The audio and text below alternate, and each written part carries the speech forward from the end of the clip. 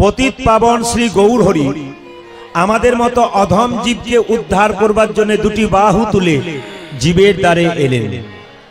আপনারা বলুন, মহাপ্রভু যদি না আসতো তাহলে কৃষ্ণকে আমরা জানতাম না। মহাপ্রভু যদি না আসতো তাহলে মহামন্ত্র হরিধ্বনি হরে কৃষ্ণ মহামন্ত্র নাম আমরা শিখতাম না। তিনি যদি না আসতেন তাহলে আমাদের মতো অধম জীব হরিপথের পথিক হতো না। কিসের অভাব ছিল মহাপ্রভুর, যার জন্য কাঙ্গাল বেশে জীবের দ্বারে হরিনাম দিলেন? এখানে তত্ত্ব বলল, কাঙ্গাল যদি না হও তবে ভগবানকে পাবে না। প্রশ্ন করবেন, কাঙ্গাল মানে কি এই যে আপনি ছেঁড়া জামা কাপড় পরে রাস্তা দিয়ে ঘুরবেন পাগলের মতো, একে কাঙ্গাল বলে? না না, আপনি সবকিছুই করবেন, মনটাকে গোবিন্দের প্রতি কাঙ্গাল রাখবেন। যদি নিজের মনকে কেউ গোবিন্দের প্রতি কাঙ্গাল রাখে বাবা, তবে গোবিন্দের কৃপা পাওয়া যায়। যেমন রামকৃষ্ণ পরমহংসদেব মা কালীকে বলতো, মা খা মা খা মা খা। মা বাধ্য হয়ে হাত বাড়িয়ে বলতো, দে দে দে। মায়ের হাত রামকৃষ্ণের হাতে মা খেত।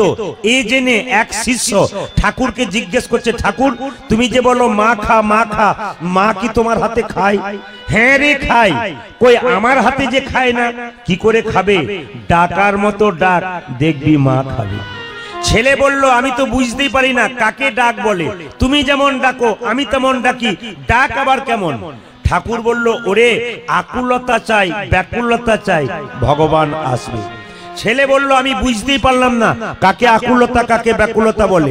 ঠাকুর বলল, তবে আই শালা। ঠাকুরের কথায় কথায় দেখবেন শালা বলতো। শালা মানে কি? সা মানে মুক্তি, আল্লাহ মানে নৌকা। এই জন্য বারবার রামকৃষ্ণদেব কথায় কথায় শালা বলতো, আই শালা। চুলের মুঠিটাকে ধরে গঙ্গার ঘাটে কিছুক্ষণ ডুবিয়ে রাখলো, যখন ওঠালো তখন বলল, হ্যাঁ রে, তোকে যখন জলে ডুবালাম তখন তোর ভেতরটা কেমন করছিল? ঠাকুর, আমার ভেতরটা আকুপাকু আকুপাকু করছিল। ওরে, ভগবানকে ডাকবার সময় তোর মন যদি আকুপাকু করে, ভগবান কি না এসে থাকতে পারে? আমাকে যদি জিজ্ঞেস করেন, প্রদীপ বাবু এতদিন কীর্তন করছেন, আপনি কত টাকা করলেন? আমি হয়তো বলতেই পারি আমি 1 কোটি টাকা করলাম। অনেকে বলবেন, বাবা আপনার বিষয় তো 1 কোটি।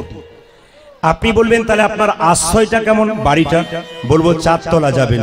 বাহ, আপনার বিষয় 1 কোটি আর আশ্রয় হলো 4 তলা। এ কথা বলে কারা? আমার মতো মূর্খ যারা। প্রকৃত ভক্ত বৈষ্ণবকে জিজ্ঞাসা করুন, হ্যাঁ গো তোমার বিষয় কি? তিনি বলবেন, বিষয় হলো ভগবান কৃষ্ণ আর আশ্রয় হলো শ্রীমতী রাধা রানী। যিনি কৃষ্ণকে বিষয় করতে পেরেছেন আর রাধাকে আশ্রয় করতে পেরেছেন, তার মতো ধনে ধনী পৃথিবীতে আর যেদিন প্রচন্ড বৃষ্টি হয়ে যায়, হরে কৃষ্ণ, যেদিন প্রচন্ড বৃষ্টি হয়ে যায়, ঘর থেকে বেরোতে পারি না, আমরা পুরুষ মানুষ কি বলি? আজকের দিনটা খুব খারাপ গেল গো, 1 টাকাও রোজগার হলো না, বলে না বাড়ির লোকে। কিন্তু লক্ষ্য করুন, এই দিনটা আমাদের জীবনের দুর্দিন নয়। আমাদের জীবনের দুর্দিন সেই দিন যেদিন আমরা সারাদিনের মাথায় একবার কৃষ্ণ নাম করতে পারবো না। আমাদের জীবনের সেই দিনটা হচ্ছে দুর্দিন। যদি এইরকম ভাবে সংসারে কেউ বাস করতে পারে, তবে সেই কৃষ্ণ কৃপা পায়, বাকি কেউ পায় না। তবে আপনাদের আসরটি খুব সুন্দর, জায়গাটা ছোট হলেও খুব মনোমুগ্ধকর জায়গা। কিন্তু দুঃখ লাগছে একটাই, এত এত মায়েরা দাদা ভাইরা এরা সব দাঁড়িয়ে আছে, কতক্ষণ দাঁড়িয়ে থাকতে পারবে? অনেক মানুষ পেছন থেকে ঘুরে গেছে কিন্তু জায়গা পায়নি। আসুন আসরটা সম্পর্কে একটু বলি। আকাশের শোভা চন্দ্র যেমন, চন্দ্রের শোভা তারা। আকাশের শোভা চন্দ্র যেমন, চন্দ্রের শোভা তারা। ব্রজের শোভা কৃষ্ণ যেমন, নদিয়ার শোভা গোরা। পুকুরের শোভা পদ্ম যেমন, পুকুরের শোভা পদ্ম যেমন। পদ্মের শোভা অলি অলি, হরিনামের শোভা তেমনি রে ভাই যত ভক্তমণ্ডলী। আজকে ভক্তমণ্ডলী এবং ভক্তিমতী মায়েদের আবির্ভাবে এই আসরটা সুন্দর হয়ে উঠেছে। স্বয়ং মহাপ্রভু যখন কীর্তন করতেন, আস্তে শব্দ নয়, স্বয়ং মহাপ্রভু যখন কীর্তন করতেন, হাতটা নিচু করে না হাতটা উঁচু করে?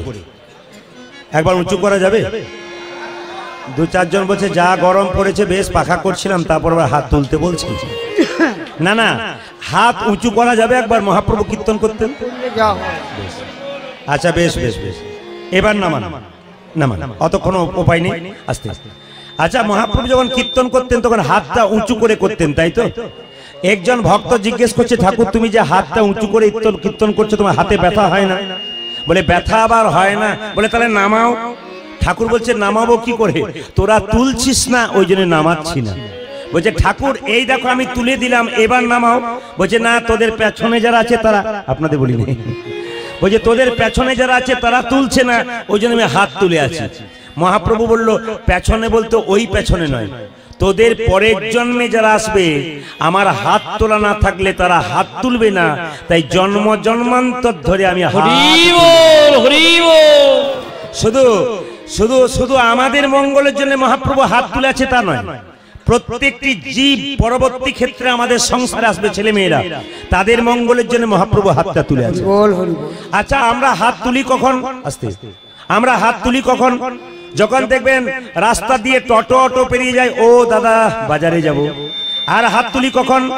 যখন দেখবেন জলের মধ্যে ডুবে যায়, হাত ওঠাতে আমরা উঠতে পারি না, তখন এরকম করে তুলি কেন, যদি বেঁচে যাই। আর হাত তুলি কখন? যখন দেখবেন মাথার মধ্যে হাত দিয়ে বোঝা নেই। তাহলে মহাপ্রভু কি টোটো ধরতে গিয়েছিল? ছিল না তখন। আচ্ছা, মহাপ্রভু কি জলে ডুবে গিয়েছিল? না না। তাহলে মহাপ্রভু কি বোঝা বইছিল? জোরে বলুন। মহাপ্রভু বোঝা বইছিল তাতেও না বলছেন, কিন্তু তত্ত্ব বলছে মহাপ্রভু বোঝা বইছিল। বলছে তাহলে দেখতে পাচ্ছি না কেন যে বোঝা বইছিল? এইদিকে সব চোখে সবকিছু দেখা যায় না। যেমন হাত যদি কেটে যায় খালি চোখে দেখা যায়, কিন্তু হাত কেটে যদি হাড় ফেটে যায় খালি চোখে দেখা যায়? ডাক্তারের কাছে গিয়ে এক্স-রে করে তারপর জানা যায় হাড় ফেটেছে কিনা। তাহলে আপনি ভগবানের ভাব বুঝবেন কি করে? না, গুরুরূপী ডাক্তারের কাছে গিয়ে প্রেমরূপী নয়নের উন্মিলন করবেন, তবেই একমাত্র ভগবান। এই জন্যে মহাপ্রভু হাতে বোঝা নিয়েছিল। কেমন বোঝা? দেখতে পায় না কেন? মাইরা, বাবা যখন মেয়ের বাড়ি যায় আপেল কলা লেবু মিষ্টি সব থলেতে নিয়ে যায়, ওটা দেখা যায়, কিন্তু আরেকটা জিনিস কিন্তু দেখা যায় না, অনুভব করতে হয়। বাবা মেয়ের জন্য নিয়ে যায় কি? প্রেম আর ভালোবাসা, ওটা অনুভব করতে হয়। তাই নিতাই চাঁদ কি করছে? প্রেমের বোঝা নিয়ে, মহাপ্রভু প্রেমের বোঝা নিয়ে প্রত্যেকটি জীবের দ্বারে হাত তুলে আসছে। কাল থেকে একজন একজনকে দেখলে জয় নিতাই বলবেন। একজন মুসলমানকে দেখলে পরিচয় থাক আর না থাক, একজন একজনকে দেখলে দেখবেন হাত তুলে বলে আসসালামু আলাইকুম, আরেকজন বলে ওয়ালাইকুম সালাম, তার মানে কি ঈশ্বর তোমার মঙ্গল করুন। আরেকজন বলে ঈশ্বর তোমার মঙ্গল করুন। লজ্জার ব্যাপার আমাদের। আমি যদি আপনার বাড়িতে এসে বলবো দাদা জয় নিতাই, আপনি দরজা বন্ধ করে ঢুকে যাবেন না, মনে মনে ভাববেন তোমার নিতাই তোমার কাছে থাকা আমার দরকার নেই। না না, এতে হাসি নয়, এটা আমাদের লজ্জা। এই দিকে তাকাবেন, বাড়িতে বেলুন ফুলাচ্ছেন, কেক কাটছেন বাচ্চার জন্মদিনে, কিন্তু মহাপ্রভুর যেদিন জন্মদিন লজ্জা আমাদের, জানতেই পারি না কবে মহাপ্রভুর জন্মদিন। একমাত্র কারা জানে? তিলক সেবা করে জানা, প্রসাদ সেবা করে জানা, তারা প্রত্যেক দিন ভগবানকে স্মরণ করে, তারা জানে মহাপ্রভু কবে এসেছিল। আর আমরা যারা সংসারবদ্ধ জীব, খালি আমার আমার করে মোলাম সোনার মালা, না না আপনাদের বলি না, যারা মালা পড়েছে সোনার মালা পরলাম, অনেক কিছু করলাম, কিন্তু একবার হরি আপনি সোনার মালা পরুন, আপনি সব করুন, আসল জায়গাটা ঠিক রাখবেন। দেখবেন বিশ্ব সুন্দরী পেপারে দেয় না, বিশ্ব সুন্দরী একজনের নাম দেয়, ওই মেয়েটা কি বিশ্বের সবার চাইতে দেখতে সুন্দরী? না না, ও শুধু সুন্দর নয়, ওর গুণাবলীটাও সুন্দর।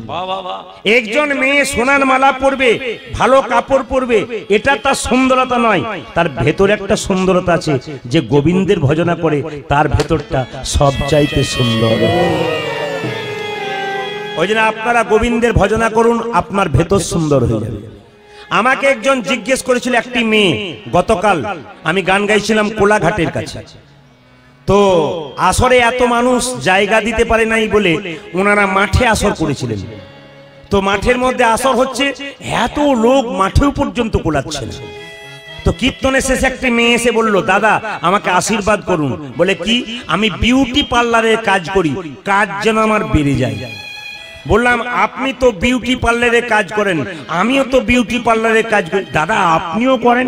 বলে হ্যাঁ হ্যাঁ, আপনি বিউটি পার্লারে কাজ করে মানুষের বাইরেটা সুন্দর করার চেষ্টা করেন, আর আমি এমন বিউটি পার্লারে কাজ করি মানুষের ভেতরটাকে ভালো করবার। এই জন্য মা শারদা একটি দামি কথা বলেছেন যে অপরের দোষ দেখবার আগে নিজের দোষগুলোকে শেষ করো, তবে তুমি মানুষ হতে পারবে। তুমি যদি চোর হও, অন্ধকার রাস্তাতে যাও, একজন লোক রাস্তা দিয়ে এলে তাকেও তুমি চোর ভাববে। আর তুমি যদি সাধু হয়ে যাও, অন্ধকার রাস্তাতে একজন এলে তাকেও তুমি সাধু ভাববে। কেন? তোমার চোখ যেমন হবে তোমার দেখা তেমন।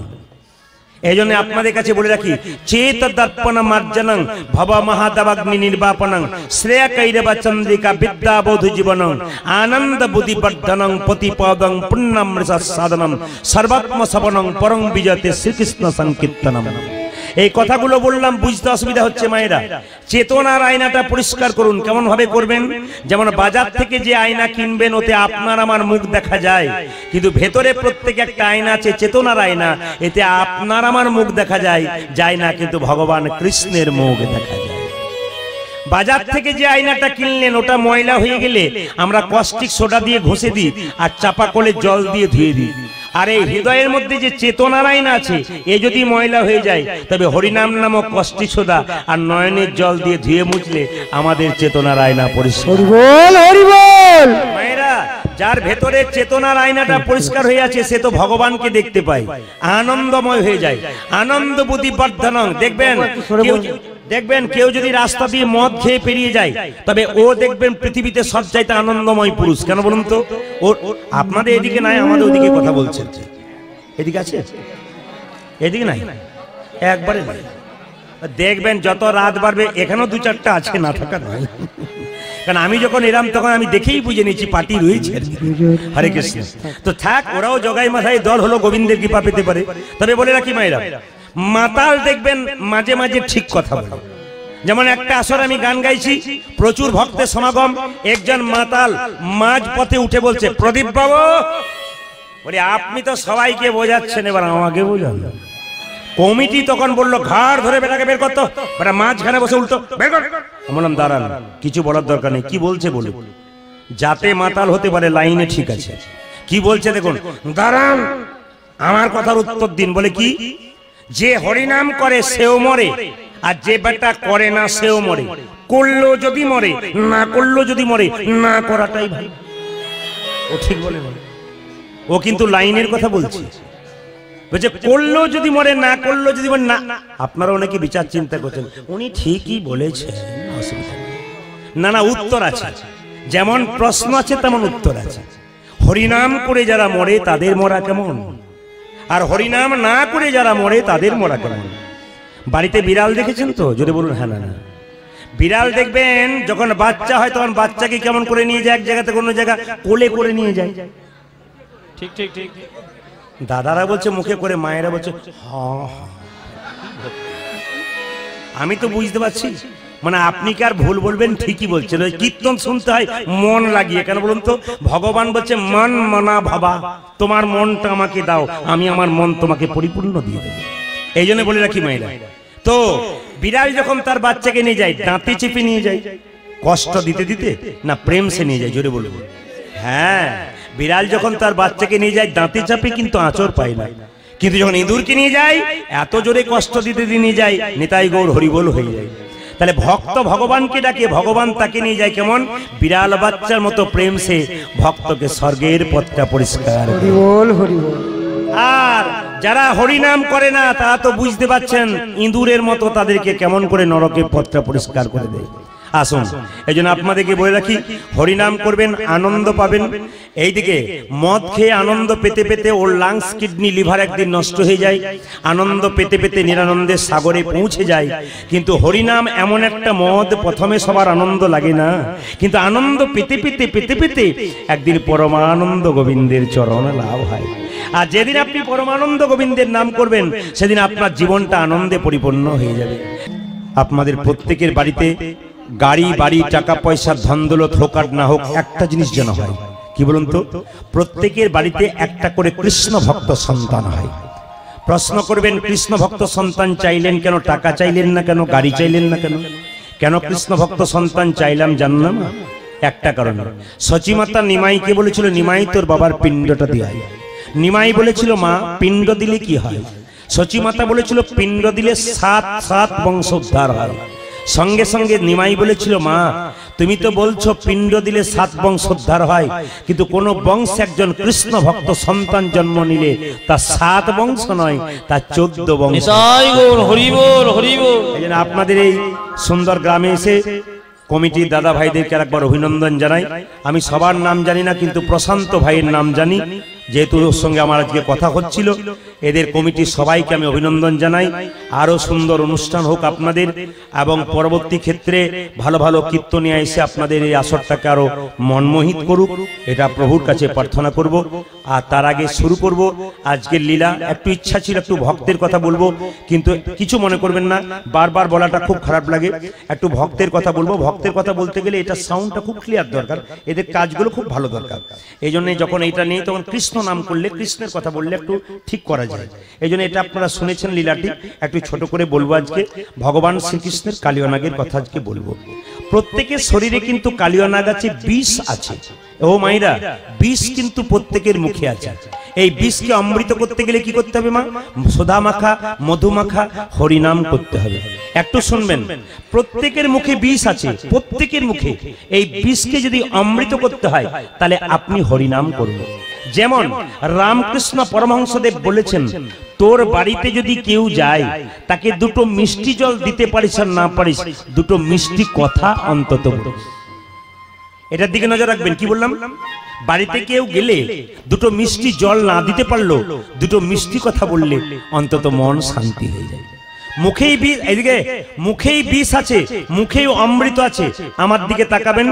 এ জগতে যার মুখ ভালো, যার মুখের ভাষা ভালো, জগতে গুরু বেনে যেতে পারে। বলে কি রকম? বাবারা বলবেন না, মায়েরা বলবেন। আমাদের মুখের ভেতরে কটা দাঁত থাকে? 52টা।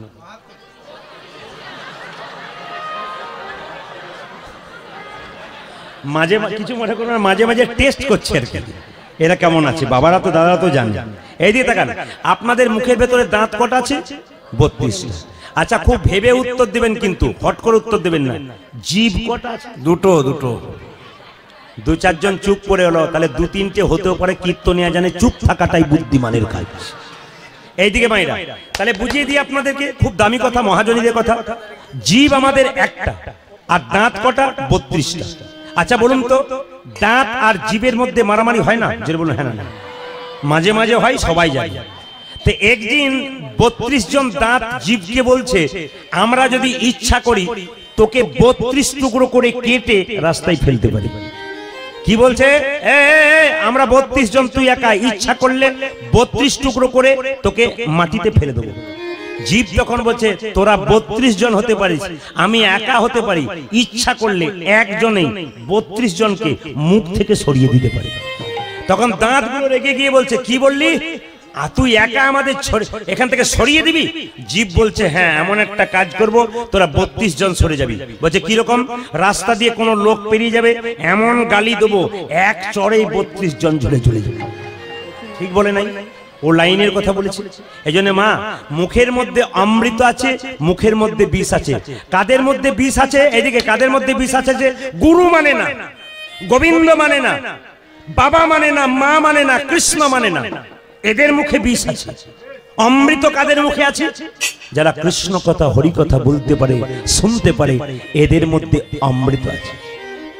এরা দেখবেন 2-4 দিন লাফালাফি করে, তারপর কি হয়? নিতাই গৌর হরি বল হয়ে যায়। ছাগল দেখেছেন তো? ছাগলের যখন বাচ্চা হয় তখন বাচ্চাগুলো খুব লাফালাফি করে। বাচ্চাগুলোকে জিজ্ঞেস করে ছাগলের মাটা, এত লাফাচ্ছিস কেন? এই তো আশ্বিন মাস ঢুকছে, কাশ ফুল খাবো। বাচ্চাগুলো বলছে কাশ ফুল খাবো। মা তখন মুখ বেঁকিয়ে বলছে, সামনে দুর্গা পূজা আছে, আগে হার কাটটা পেরো, তারপর তুই কাশ ফুল খাবি। সংসারে লাফালাফি করেন না কেন বলুন তো? সংসারের হার কাটটা পেরোন, তবে লাফালাফি নিতাই গৌর হরি বল হয়ে যাবে। এই জন্য বলে রাখি আপনাদেরকে, মানুষ কুলে জন্মগ্রহণ করেছেন, এমন কিছু কর্ম করুন যেন যাবার আগে মানুষ বলতে পারে, আহ, লোকটা খুব কৃষ্ণ ভক্ত ছিল, আহ, মেয়েটা খুব কৃষ্ণ ভক্ত ছিল। জানবেন ইনি যাচ্ছেন স্বর্গে। আপনার মৃত্যুর পর যদি কেউ বলে এ লোকটা গেল ভালো হলো, গ্রামটা শান্তি পেল, জানবেন ইনি যাচ্ছেন নরকে। আপনি যদি সংসারে এসে ভালো কাজ করেন, আপনি যখন মরবেন তখন মনে হবে যেন ঘুমাচ্ছি। আর আপনার যদি খারাপ কাজ হয় সংসারে, মানুষের সঙ্গে অন্যায় অত্যাচার হয়, তাহলে আপনারা বুঝে নেবেন এই সংসারে আপনি যখন মরবেন আপনার মুখটা বিভৎস বিকৃত হয়ে যাবে, লোকে দেখতে যাবে আর কি বলবে জানেন? ওগো দিদি বেকার গেলাম, 4 দিন ঘুম হলো না, ইনি যাচ্ছেন নরকে, আর যিনি মৃত্যুর পর যেন ঘুমিয়ে আছে মনে হচ্ছেন ইনি যাচ্ছেন স্বর্গে। এই জন্য জন্ম হোক যথাতথা, কর্ম যেন ভালো হয়। আসলে কালিয়ানাগ পূর্বজন্মে ছিল রাজা চন্দ্রধ্বজ। জোরে বলুন কি ছিল? একবার বলুন। আচ্ছা, তার পেটে একবার প্রচন্ড যন্ত্রণা হয়ে গেছিল, কিন্তু কোনো ওষুধে ভালো হয় নাই। একজন কবিরাজ বলছে তোমার পেটের রোগ ভালো হবে, তুমি যে রাজবাড়িতে বাস করো তার পেছন দিকে একটা সরোবর আছে, ওখানে একটা রাজহাঁস খেলা করছে, ওকে ধরে এনে তাকে হত্যা করে তার পিত্তটা খেলে তোমার পেটের রোগ ভালো হয়ে যাবে। রাজহাঁসকে ধরে আনা করালো রাজা। রাজহাঁস কেঁদে কেঁদে বলল, রাজা মশাই আমাকে না মেরে যদি আপনার পেটের রোগ ভালো হয় আমি একটা উপায় বলি। বলে বলো। যে সরোবর থেকে আমাকে ধরে আনলে সেই সরোবরের উত্তর দিকে একটা গাছের মধ্যে এক মুনি বসে আছে, ওই মুনির চরণ ধোয়া জল তুমি যদি পান করতে পারো তোমার পেটের রোগ ভালো হয়ে যাবে। যখন এই কথাটি বলেছে রাজা কি করলো মা, একটা সোনার পাত্র নিয়ে মুনিকে বলল, মুনি তোমার ডান পাটা এগিয়ে দাও। যখন ডান পাটা এগিয়ে দিল ওর মধ্যে পুঁজ আর রক্ত। ছি, এই জল আমি পান করতে পারবো না। মুনিবাব তুমি তোমার বাঁ পাটা এগিয়ে দাও। ওরে বাবা, যখন বাঁ পাটা এগিয়ে দিল পুঁজ রক্ত তো রয়েছে, ছোট ছোট পোকা কিলবিল কিলবিল করছে। ছি, এই জল আমি পান করতে পারবো না। তবে রাজা একটা ভালো কাজ করেছিল, কি বৈষ্ণবের চরণ ধোয়া জল মাথায় করে বাড়িয়ে এনেছিল। রাজার দুটো স্ত্রী ছিল, দুজন পত্নী। তারা কেঁদে কেঁদে বলল, স্বামী এত বড় অন্যায় তুমি করলে, বৈষ্ণবের চরণ ধোয়া জল পান করলে না, তুমি মাথায় করে আনলে, দাও দাও দাও দাও আমাদেরকে দাও। দুজন স্ত্রী ভক্তি ভরে সেই জল যখন পান করলো তখন মুনি ক্রোধে ক্রোধান্বিত হয়ে ছুটে এসে বলল, এ রাজা তুমি আমার চরণ ধোয়া জলকে অপমান করলে, আমি তোমাকে অভিশাপ দিলাম তোমার সর্পকুলে জন্ম হোক। চন্দ্রধ্বজ রাজা কেঁদে কেঁদে বলল, হে মুনিব, অভিশাপ যদি দিলে আমায় সর্বকুলে জন্ম হোক, তবে আশীর্বাদ দাও যেন গোবিন্দের চরণ লাভ করতে পারি। যেই না বলেছে মস্তকে লাভ করতে পারি। মুনিবর বলল, ওরে রাজা চন্দ্রধ্বজ, তোকে আশীর্বাদ দিলাম, তুই যেহেতু বৈষ্ণবের চরণ ধোয়া জল মাথায় করে এনেছিস, আশীর্বাদ দিলাম একদিন ভগবান শ্রীকৃষ্ণের নিত্য তোর মাথার উপরে হবে।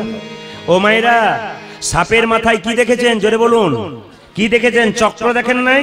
এই চক্রটা আসলে কি বলুন তো? কৃষ্ণের চরণ চিহ্ন। ওই জন্য সাপকে দূর থেকে দেখলে একটু প্রণাম করতে হয়, তার চক্রটাকে কেন? ওটা কৃষ্ণের চরণ চিহ্ন। তাই কালিয়ানাগ রূপে জন্ম নিল কালীদহের জলে কে? না, রাজা চন্দ্রধ্বজ। আচ্ছা বলুন তো, এখানে একটা প্রশ্ন আসতে পারে, কালিয়ানাগ কালীদহের জলে আছে, সেই জলটা বিষ হলো, কিন্তু দেখবেন আপনাদের হাওড়া জেলায় আমি খুব কম দেখেছি, হতেও পারে থাকতে পারে, আমাদের বীরভূমে গেলে দেখবেন 100টা পুকুরের মধ্যে অন্তত 40টা পুকুরে পদ্ম ফুল থাকে। আপনাদের এখানে এখনো চোখে পড়ে না, হয়তো হতেও পারে থাকতে পারে। আচ্ছা, যে পুকুরে পদ্ম ফুল থাকে মা, সেই পুকুর, আস্তে কথা নয়, যে পুকুরে পদ্ম ফুল থাকে সেই পুকুরে দেখবেন একটা সাপ থাকে। সাপটার নাম কি? সাপটার নাম কি? পদ্মনাগ। আমরা খবরে শুনেছি বা দেখেছি যে পদ্ম ফুল তুলতে গিয়ে অনেক মানুষ সাপের কামড়ে মারা যায়।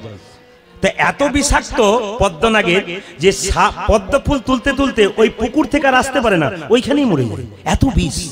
তাহলে এখন প্রশ্ন হচ্ছে, সেখানে পদ্ম ফুলে পদ্মনাগ থাকে, সে বিষ ছাড়ে না সেই জলটাতে, কিন্তু কালিয়ানাগ বিষ ঢাললো কেন? একটাই তত্ত্ব আছে, বলে কি না, জেনে রাখবেন সবাই। কুরুক্ষেত্রের যুদ্ধে কৃষ্ণ জয়লাভ করার পর সবাইকে সবকিছু দিল, কিন্তু কালিয়ানাগ কেঁদে কেঁদে বলেছিল, হে গোবিন্দ আমাকে তুমি এখান থেকে উদ্ধার করো। ভগবান কর্ণপাত করে নাই।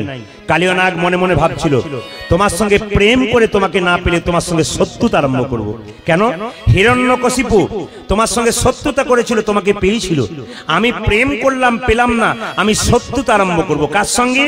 না, আমি জলের মধ্যে এমন বিষ ঢালবো যে জলটা যখন বিষময় হয়ে যাবে, এই বিষের বাতাস যখন চারিদিকে ছড়িয়ে যাবে, কত পশু পাখি ওই পথ দিয়ে পেরিয়ে যাবে, তারা যখন বিষের জ্বালায় ছটফট করবে, কানতে কানতে তোমায় ডাকবে আর এখানেই মরবে, আমাকে কোথাও যেতে হবে না, তুমি যখন এখানে ছুটে আসবে আমি এখানে বসেই তোমার চরণ লাভ করব।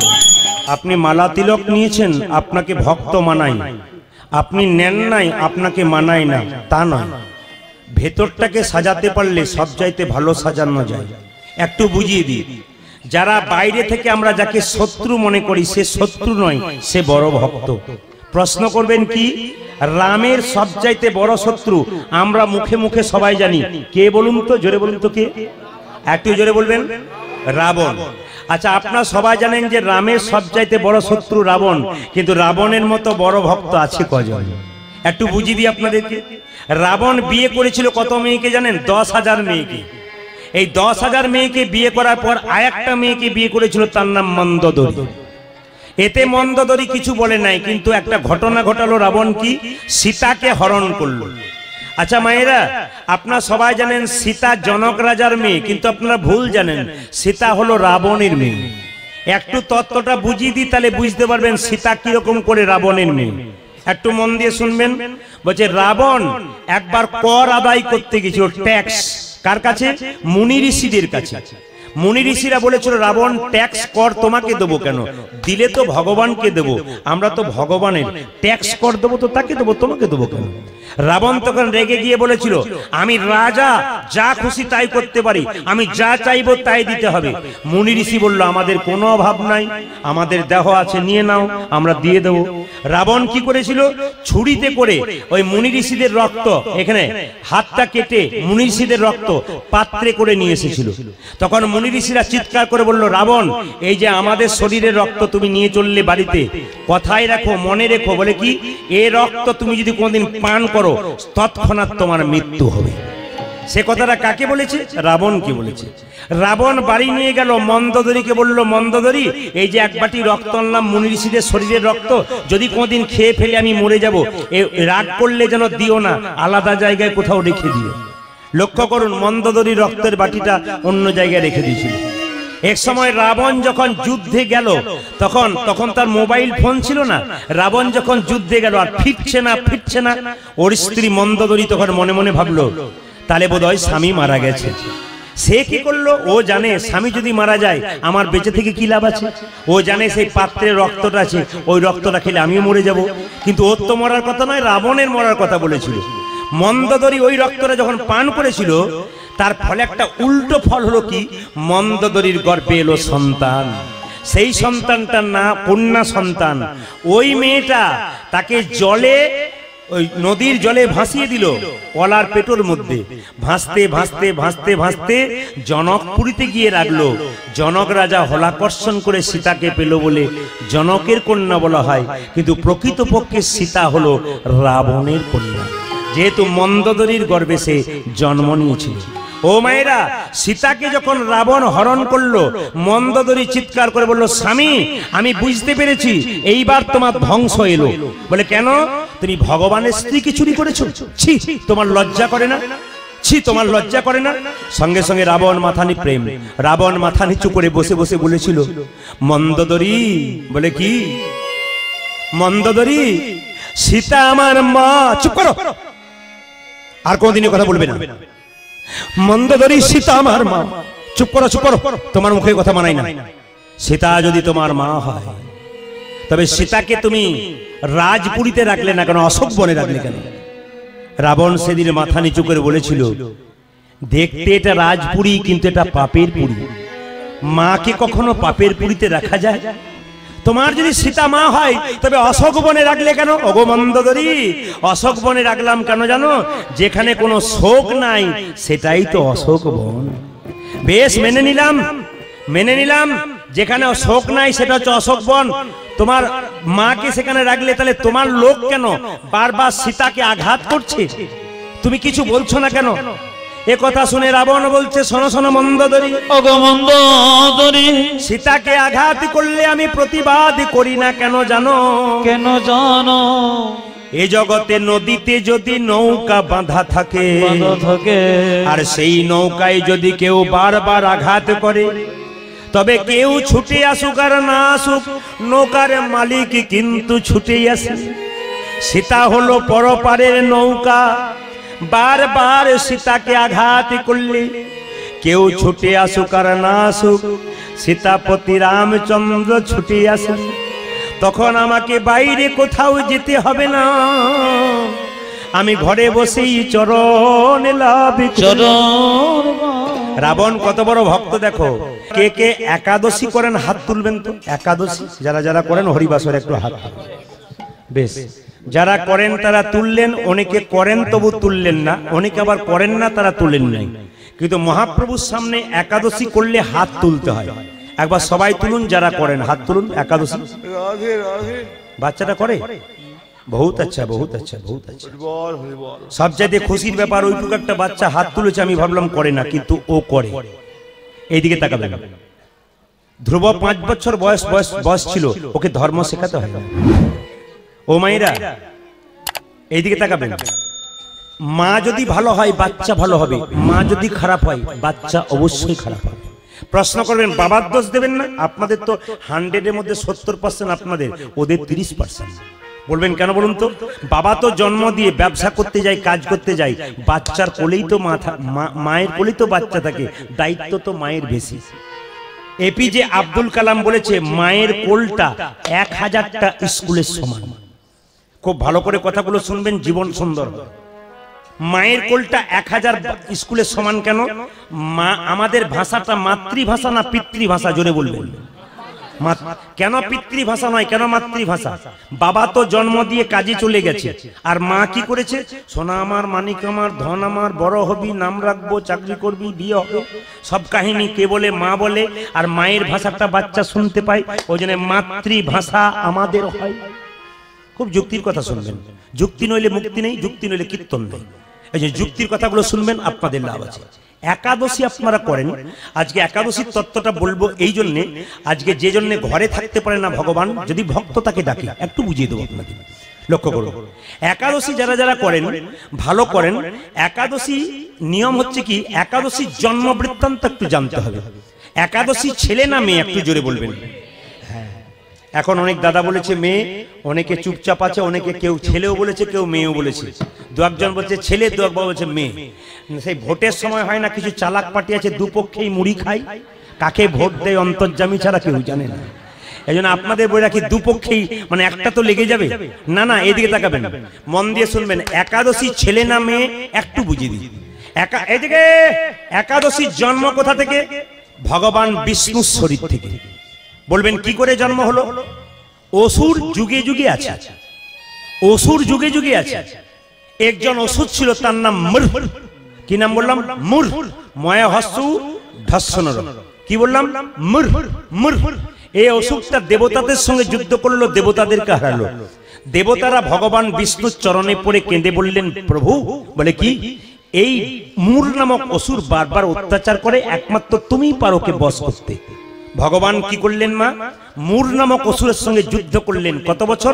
100 বছর। কত বললাম? 100 বছর। যুদ্ধ করতে করতে একবার ভগবান বিষ্ণু হেরে যাবার ভান করে একবারে পর্বতের গুহাতে ঢুকে পড়ল। মুর নামক অসুর মনে মনে ভাবলো, এইবার তুই কোথায় যাবি? এইবার তো তুই বেরোতেই পারবি না, এখানেই শেষ করে দেবো। যখন মুর নামক অসুর ভেতরে ঢুকতে যাচ্ছে গুহার ভেতরে, ভগবান বিষ্ণু তার শরীর থেকে এক অপূর্ব জ্যোতি সৃষ্টি করলেন। আর সেই জ্যোতি থেকে সৃষ্টি হলো কি? একটা সুন্দরী রমণী। সেই মেয়েটি জন্ম নিয়ে সঙ্গে সঙ্গে মুর নামক অসুরকে হত্যা করলেন। আর যখনই হত্যা করলেন, ভগবান বিষ্ণু মেয়েটাকে বলল, বারে তোর ক্ষমতা তো কম নয়। বলে কেন? আমি যাকে হত্যা করতে পারলাম না, তুই তাকে হত্যা করলি। মেয়েটি কেঁদে কেঁদে ভগবানের চরণে পড়ে বলল, প্রভু তোমার শরীর থেকে আমি সৃষ্ট, তোমার শক্তিতে আমি শক্তিময়ী, আমি তো তোমার দ্বারাই ওকে হত্যা করলাম, আমাকে অপমান করছেন কেন? ভগবান বিষ্ণু বলল, বেশ মেনে নিলাম। পৃথিবীতে তুই থাকতে চাস? বলে হ্যাঁ। কোথায় থাকতে চাস? বলে পৃথিবীতে আমাকে জায়গা দাও, আমার মধ্যে যারা আশ্রয় নেবে, যত তীর্থ ঘুরে যে ফল লাভ হবে, আমার মধ্যে আশ্রয় নিলে সেই ফল লাভ হবে। ভগবান বিষ্ণু বললেন, নাম রাখলাম তোর একাদশী। পৃথিবীতে যত মানুষ যত তীর্থ ধামে যায়, যত ফল লাভ করে, সেই ফলের একদিন একাদশী করলে আপনার সেই ফল লাভ হয়। যদি এই পথ আমরা জানি, তাহলে আমরা করব না কেন? মুসলিম সমাজে দেখবেন 30 দিন রোজা রাখে ছোট ছোট বাচ্চাগুলো। মাকে বলে, মা ও রোজা রাখবো।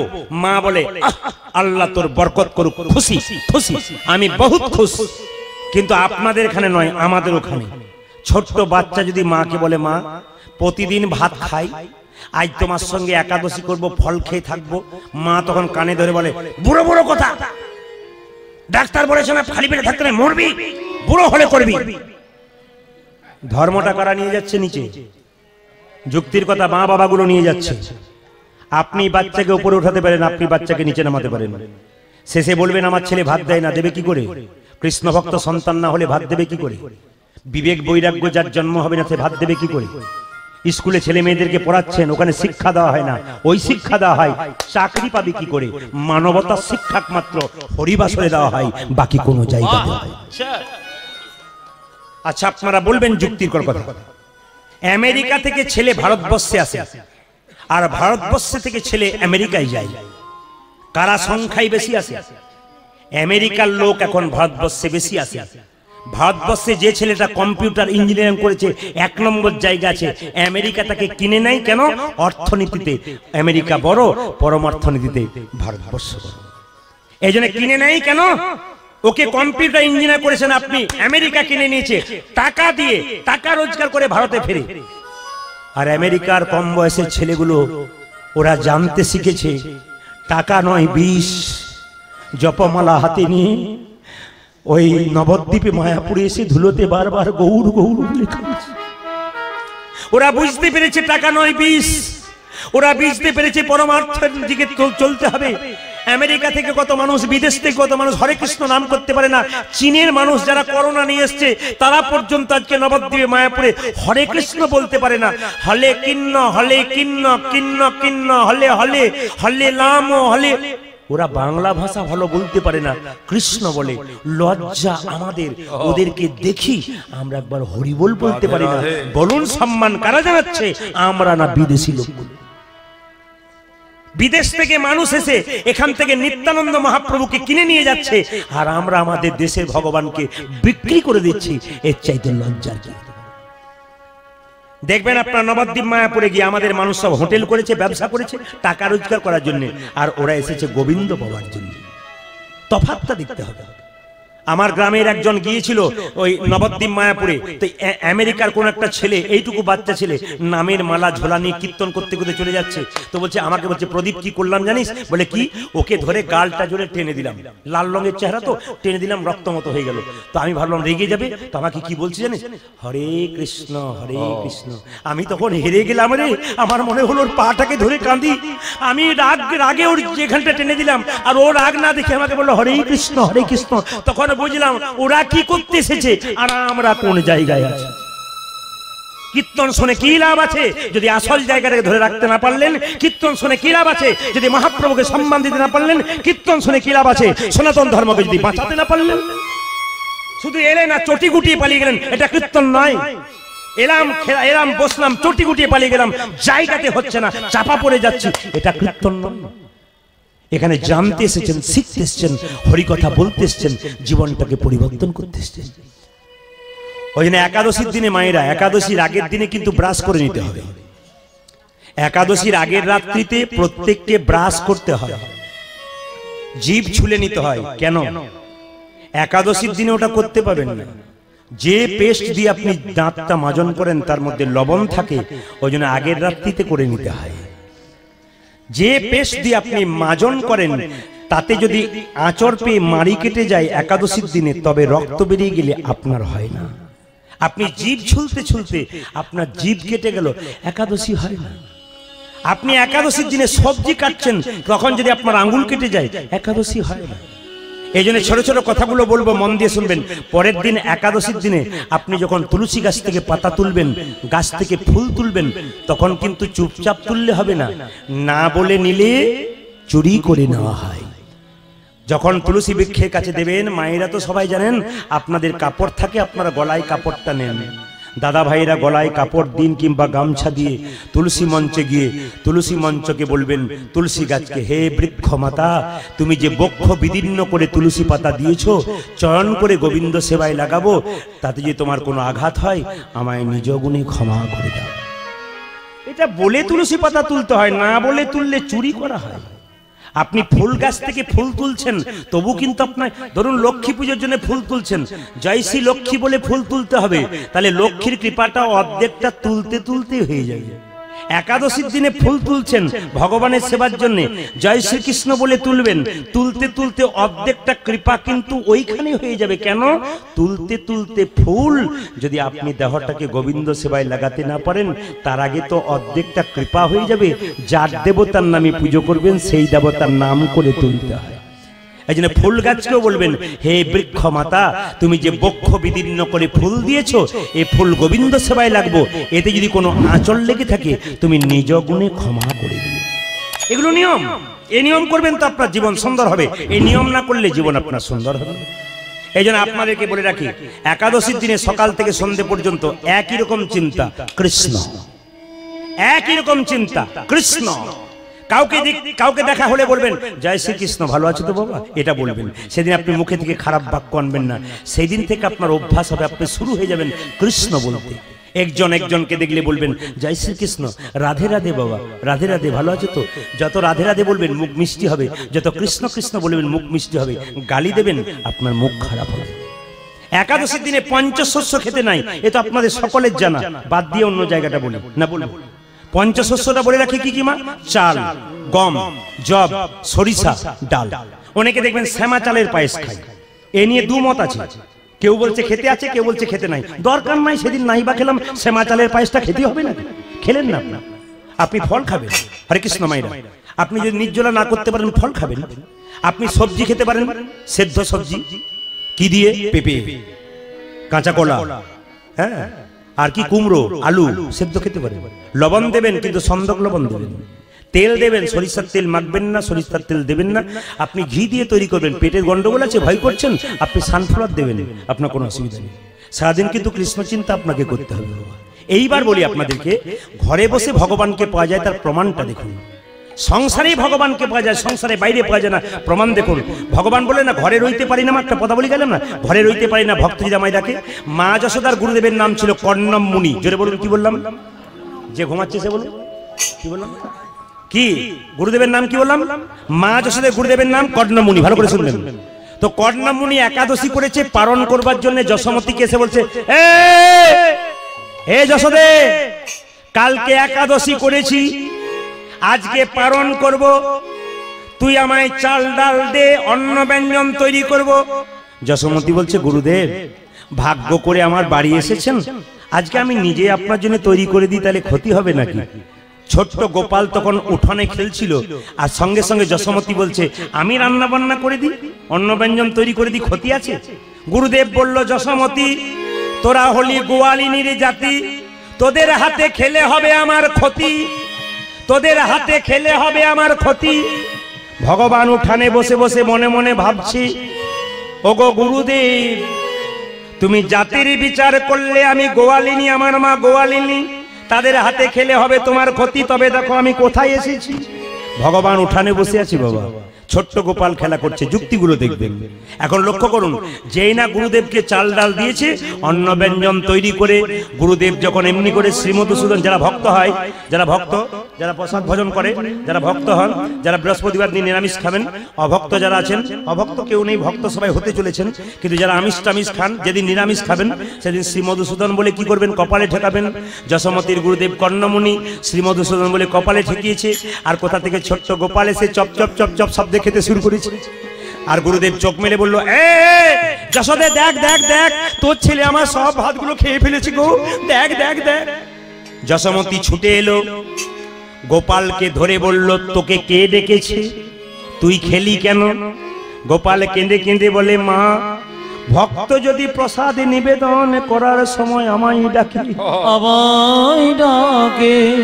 তবে কি ভক্তের ডাকে সাড়া দেওয়া আমার কর্তব্য নয়?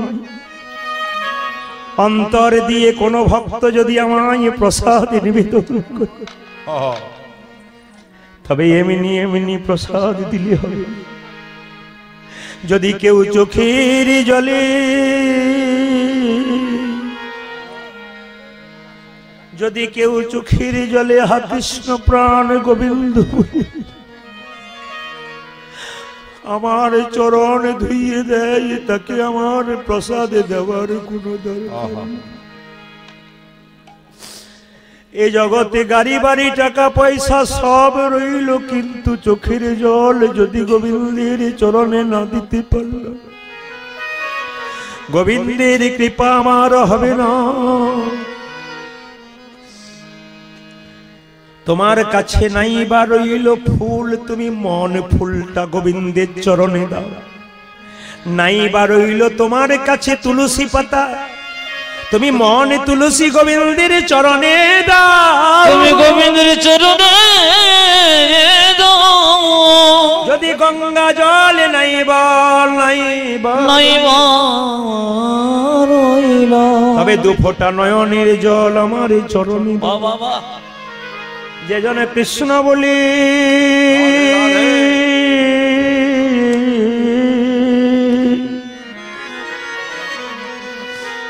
যে জনে কৃষ্ণ বলি নয়নে জলে ভেসে ভেসে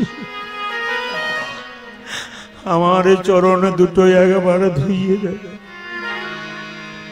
আমি চিরকালের তার দাস হয়ে যাই। জগতে বলে ভক্ত আমার দাস হয়, তা নয়। ভক্ত যদি নয়ন জলে ভেসে আমার চরণে স্মরণ করে, তবে আমি তার দাস হই। সে আমার দাস হয় না, আমি তার দাস হই। লক্ষ্য করুন জায়গাটা, খুব সুন্দর জায়গা। যশোমতী যেই না বলছে কে ডেকেছে, বলছে ও যদি আমাকে নিবেদন করার সময় ডাকে, আমি কি না এসে থাকতে পারি? আমার দিকে মায়েরা, যশোমতী কি করলো? তোকে ডেকেছে, তোকে ডেকেছে, দাঁড়া দাঁড়া, দেখাচ্ছি মজা। গালে ধরে কানে ধরে দু থাপ্পড়, এই গালে একবার ওই গালে একবার। যেই না ভগবানকে মেরেছে, একবার ভগবান কাঁদছে, একবার হাসছে। এখানে খুব দারুণ তত্ত্ব আছে। ভগবানকে মা মারলো, একবার কাঁদলো, একবার হাসলো। কেন কাঁদলো হাসলো এই জন্যে, আর কাঁদলো কেন জানেন? কাঁদলো এই জন্যে, মা গো তুমি লোকের কাছে বলে বেড়াও 7 নাই 5 নয়, আমি নাকি তোমার একটি মাত্র গোপাল। আমার নবনী তৈরি করবার সময় তুমি বসন অঞ্চলটা টুকরো করে কেটে নবনীটা ছেঁকে তুমি বারবার আঙুলে দিয়ে নেড়ে নেড়ে দেখো, যদি পাছে নবনী মোটা হয়ে যায় আমার বদনে লাগবে। এই তোমার ভালোবাসা মা, তুমি আমায় মারলে, লোকের কাছে আগে বলে বেড়াও, আর আমার গালে তুমি চর মারো। ভগবান আনছি আর হাসছে কেন? তুমি তো আমায় চিনতে পারোনি, আমি কে। তুমি যদি চিনতে পারতে, তাহলে তুমি কি আমায় মারতে পারতে? ভগবানের হাসার আর কাঁদার কারণ কি দেখুন। যশোমতী বলল, গুরুদেব কোনো চিন্তা নেই, বন্দি করে রাখবো আমার কাঁচা সোনা, আমার গোপাল তোমার কাছে আর আসবে না। এই বলে যশোমতী কি করলো? গোপালকে ধরে নিয়ে গিয়ে বাড়ির ভেতরে জানালার মধ্যে দড়ি দিয়ে বাঁধছে, কিন্তু বাঁধতে বাঁধতে 2 আঙ্গুল কম পড়ে যাচ্ছে গিট দিতে গিয়ে। যশোমতী রেগে বললে, আচ্ছা ছেলের পাল্লাই পড়লুম বাপু, গিট দিতে দিতে 2 আঙ্গুল কম পড়ে যাচ্ছে। ভগবান মনে মনে ভাবছে, মা গো এই জগতে দড়ি দিয়ে আমায় কেউ বাঁধতে পারে না, এ জগতে যে জন আমায় প্রেমের প্রেমের প্রেমের বাঁধনে বাঁধতে পারে, যে জন আমায় প্রেমের বাঁধনে বাঁধতে পারে, সেই একমাত্র পায়। যশোমতী কোনো মতে বাঁধতে পারছে না, তখন 2 আঙ্গুল কম পড়ছে। 2টো আঙ্গুল কি কি? সেই সময় যশোমতী গোবিন্দকে বাঁধছিল, 2টো আঙ্গুল কম কি কি? একটা হচ্ছে প্রেম, একটা হচ্ছে ভক্তি। এই দুটো জিনিস যশোমতীর অভাব ছিল, বাঁধতে পারলো না। যশোমতী কি করলো না, ঘরে বাচ্চা ছেলেটাকে বন্দি করে নিয়ে দরজায় শেকলটাকে দিয়ে গুরুদেবের কাছে এসে বললো, গুরুদেব বলে কি? বন্দি করেছি আমার কাঁচা সোনা, আমার গোপাল তোমার কাছে আসবে না। এবার আমি চাল ডাল দিলাম, অন্ন ব্যঞ্জন তৈরি করুন। আবার চাল ডাল দিয়েছে, অন্ন ব্যঞ্জন তৈরি করেছে। যশোমতী রান্নাশালায় বসে আছে, আর কোথা থেকে ছোট্ট গোপাল এসে আবার খেতে শুরু করেছে। গুরুদেব বলছে, যশোমতী দেখ দেখ দেখ, আবার তোর গোপাল এসেছে, আবার এসেছে। যশোমতী রান্নাশাল থেকে বলছে, গুরুদেব আপনি ভুল করছেন, ও আমার গোপাল নয়, পাড়ার কেউ বটে। যেই না বলেছে দেখে যা পাড়ার না ঘরের। যশোমতী বেরিয়ে এসে দেখলো, একই আমি দেখছি, ঘরে একটা গোপাল বেঁধে রেখেছি, আর বাইরে একটা গোপাল বসে আছে। গুরুদেব কেঁদে কেঁদে বলছে, যশোমতী রে একবার শেকলটা খুলে দেখা, আমি বাইরে গোপাল ভেতরে গোপাল দেখবো কিনা দেখি। যেই না দরজাটা খুলেছে দেখলো কি জানেন, ভেতরে একটা গোপাল বসে আছে, বাইরে একটা গোপাল বসে আছে। গুরুদেব কেঁদে কেঁদে বলছে, যশোমতী, ভগবান পাবার জন্য বনে জঙ্গলে ঘুরে বেড়ালাম, কিন্তু কোনোদিন ভগবান পেলাম না। আজ আমারও কত ভাগ্য ভালো, এই যে ঘরে গোপাল বাইরে গোপাল, ঘরে গোপাল বাইরে গোপাল। আপনারা সব সেজে এসেছেন তো? জোরে বলুন হ্যাঁ না না। মানে সেজে বলতে এরকম, আজকে যেভাবে আসরটার আপনারা এঁটে বসেছেন তাতে আমি স্থির সিদ্ধান্ত নিয়েছি আজ 3টে পর্যন্ত কীর্তন করব। রাজি আছেন না? কোনো ব্যাপার নেই। আচ্ছা আচ্ছা, আমার ভাইগুলো বলছে ভাইগুলো বলছে 4টে পর্যন্ত গাও, মাইক ছেড়ে দাও, অসুবিধা 4টে পর্যন্ত গাও। কিন্তু আচ্ছা হ্যাঁ, ছেলেগুলো বলেছে আমরা থাকবো। তা একটা কথা বলি, 3টে বলছে, আমি ভোর 3টে বলি না, 3 ঘন্টার কথা বলেছি। মানে তারপর যদি বা একটু বেশি ইচ্ছা ছিল, তাতে যা অবস্থা, কালকে আর আমাকে গান গাইতে হবে না। যেখানে যাব তিনি বলবেন কি অবস্থা করে এসছেন দাদা। তো যাই হোক, যদি বল রাধা রানী কি, শ্যাম সুন্দর কি, মদন মোহন কি, হরিবাসর কি। আচ্ছা, তুলসীর মালা সব পড়েছেন? আস্তে অনেকে পড়েছেন, অনেকে পড়েন না। একজন বলছে মালা না নিলে কি ভক্ত হওয়া যায় না? হয়। মালা নিলে কি হয়? এইদিকে তাকাবেন, মালার একটা লাভ আছে, তবে অনেক রকমের মালা আছে। কি মালা? আসতে আকন্দা ফুলের মালা। যারা যারা পড়েছে তারা জানে কত জ্বালা, কত জ্বালা। মালা পরবার সময় তো বেশ ঢাক ঢোল বাজিয়ে যান, কিন্তু মালার পর সে জানে যে মালার কত জ্বালা। কেন বলুন তো? এদিকে তাকান মায়েরা, একটু মন দিয়ে শুনবেন কথাগুলো বলবো। তুলসীর মালা আপনারা পরবেন, সোনার মালা পরবেন, কিন্তু সোনাটাকে কোথায় রাখেন? আস্তে। সোনার মালা আপনারা বিয়ে বাড়ি যান তখন পরেন নাকি? সোনার মালা কীর্তন শুনতে আসেন তখন পরেন। অনেকে সোনার মালা সব সময় পরেন, কিন্তু সোনাটা যখন আপনারা পরেন তারপর কোথায় রাখেন? আলমারিতে রাখেন না? আলমারির ভেতরে একটা আলমারি আছে, ওর নাম কি? লকার। নেই? আবার দেখবেন লকারের ভেতরে একটা কৌটো থাকে, তা তো সেফ থাকে না, কৌটের ভেতরে রাখে। মায়েরা, এ জগতে সোনা পড়লে রাস্তা দিয়ে পেরিয়ে গেলে চোর ডাকাতের ভয় থাকে, কিন্তু গৌর সোনাকে কেউ যদি একবার পড়তে পারে তার চোর ডাকাতের ভয়। একটু বুঝিয়ে দিই, তাহলে প্রশ্ন করবেন গৌর সোনা কি দেখিয়ে দেখিয়ে পড়বো না, ওকেও যত্ন করে রাখবেন, ওটাও চুরি হবার ভয় আছে। কেন বলুন তো? কাম ক্রোধ লোভ মোহ মদ আশ্চর্য, এই চোরগুলো বারবার চুরি করতে পারে, তার জন্য একেও লকারে রাখুন। প্রশ্ন করবেন একেও আলমারিতে রাখুন। প্রশ্ন করবেন তাহলে আলমারি কই, লকার কই, কৌটা কই? আমি বলে দেবো। আলমারি আমাদের দেহ, লকার আমাদের মন, আর কৌটো হলো মনের মণিকোঠা। দেহরূপী আলমারিতে মনের মণিকোঠায় কেউ যদি গৌর সোনাকে রাখতে পারে তার আবার এই জন্য রাখবার জায়গা আছে, জায়গাগুলোতে রাখবেন। হরে কৃষ্ণ। জায়গাগুলো শুনবেন, এদিকে দেখাবেন। তুলসীর মালা আপনারা অনেকে পড়েছেন, যুক্তি অনেকেই শুনেছেন। আচ্ছা, আপনি হিন্দু না মুসলমান না খ্রিস্টান না জৈন, আপনাকে দেখে বোঝা যায় নাকি? যেমন হিন্দু হলে তুলসীর মালা থাকবে নাকি, তিলক থাকবে একটু, ও মায়েরা। মুসলমান হলে একটু টুপি থাকবে, একটু দাড়ি টাড়ি থাকবে, এসব হয় আর কি। জৈন খ্রিস্টান থাকলে ওদের একটা ব্যাপার থাকে। কিন্তু আমি বলতে চাইছি আপনাদেরকে, অনেকে বলবেন প্রদীপ বাবু নাম দেখলেই তো বুঝবেন উনি হিন্দু না মুসলমান। এদিকে নাম দেখলেই তো বুঝবেন উনি হিন্দু না মুসলমান, নামে চেনা যায় না। কেন বলুন তো? কালকে আমি যেখানে গান গাইছিলাম, এরকম ছোট ছোট এরকম ছোট ছোট বাচ্চা দুটো সামনে বসছিল, জিজ্ঞেস করলাম তোদের নাম কি রে? তখন দুজন বলছে আমি বড় ভাই, ও ছোট ভাই, দু ভাই। কি নাম? বলছে আমার নাম আপেল, ওর নাম আঙ্গুর। আমি মনে মনে তোর বাবাকার ফলের দোকানে যাবার দরকার হবে না, আপেল আঙ্গুর বলেছে। আচ্ছা, আপেল আঙ্গুর নাম রাখলে চেনা যায় হিন্দু না মুসলমান না খ্রিস্টান না জৈন? কি করে চিনবেন? তুলসীর মালা আর তিলক দিয়ে চিনবেন। তুলসীর মালা পরবেন কেন? যুক্তিগুলো দেখবেন। মায়েরা, বাড়িতে বেগুন গাছ লাগিয়েছেন, বেড়া দেবেন না? জোরে বলুন হ্যাঁ না না। কেন বলুন তো? ছাগলে গরুতে ছিঁড়ে খাবে। তত্ত্ব কি বললো? কর্ণে গুরুদেব বীজ মন্ত্র দিয়েছে কৃষ্ণ প্রেমের অঙ্কুর হবে বলে। যদি তুলসীর মালা নামক বেড়া গলায় না দেন, তবে কামিনী কাঞ্চন ছাগলে নিতাই গৌর হরি বল করে দেবে। এই জন্য আপনারা তুলসীর মালা গলাতে দেবেন। আর গলাতে দেবেন কেন মা? আমার দিকে তাকান। যারা সাপ নাচাতে আসে আমার দিকে, সাপ নাচাতে আসে, সাপ যারা নাচায় তারা দেখবেন হাতটা বারবার এরকম এরকম করে, আর সাপ বারবার দংশন করার চেষ্টা করে, কিন্তু করতে পারে না। কেন? যারা সাপ নাচায় তাদের ডান হাতটার দিকে লক্ষ্য করবেন, দেখবেন হাতের এই জায়গাতে একটা বেল্ট বাঁধা আছে। কিসের বেল্ট? না না, আমাদের মতো লাল নয়। কি? এটা হচ্ছে তুলসীর মালার বেল্ট। কেন? এই বেলটা রয়েছে মানে কি? তুলসীর মালার সুগন্ধে সাপ চলে যায়। শুধু তাই নয়, আপনি মোটা তুলসীর মালা পড়ুন, বিজ্ঞান বলছে, শাস্ত্র বলছে, দুটো একই কথা বলছে, যে আপনি মোটা তুলসীর মালা পড়ুন, সাপের মাথায় পা দিয়ে অন্ধকারে চলে যাবেন, বুঝতে পারবেন না, সাপ আপনাকে কামড়াবে না। তুলসীর এক মহাশক্তি আছে। সব জায়গায় বজ্রপাত হয়, তুলসী গাছে বজ্রপাত হয় না। তুলসীর মালা কণ্ঠে নিয়ে কেউ রাস্তা দিয়ে গেলে হাজার বজ্রপাত হাজার দিকে হয়, ভক্তের মাথায় কোনোদিন বজ্রপাত। এই জন্য আপনার তুলসীর মালা পড়বেন। তবে বলে রাখি, আমাকে অনেকে প্রশ্ন করে, প্রদীপ বাবু আপনি তো তুলসী মালার কথা বলেন, কিন্তু মিথ্যে কথা দিনের মাথায় অনেকগুলো বলি, তাহলে কি পড়তে পাবো না?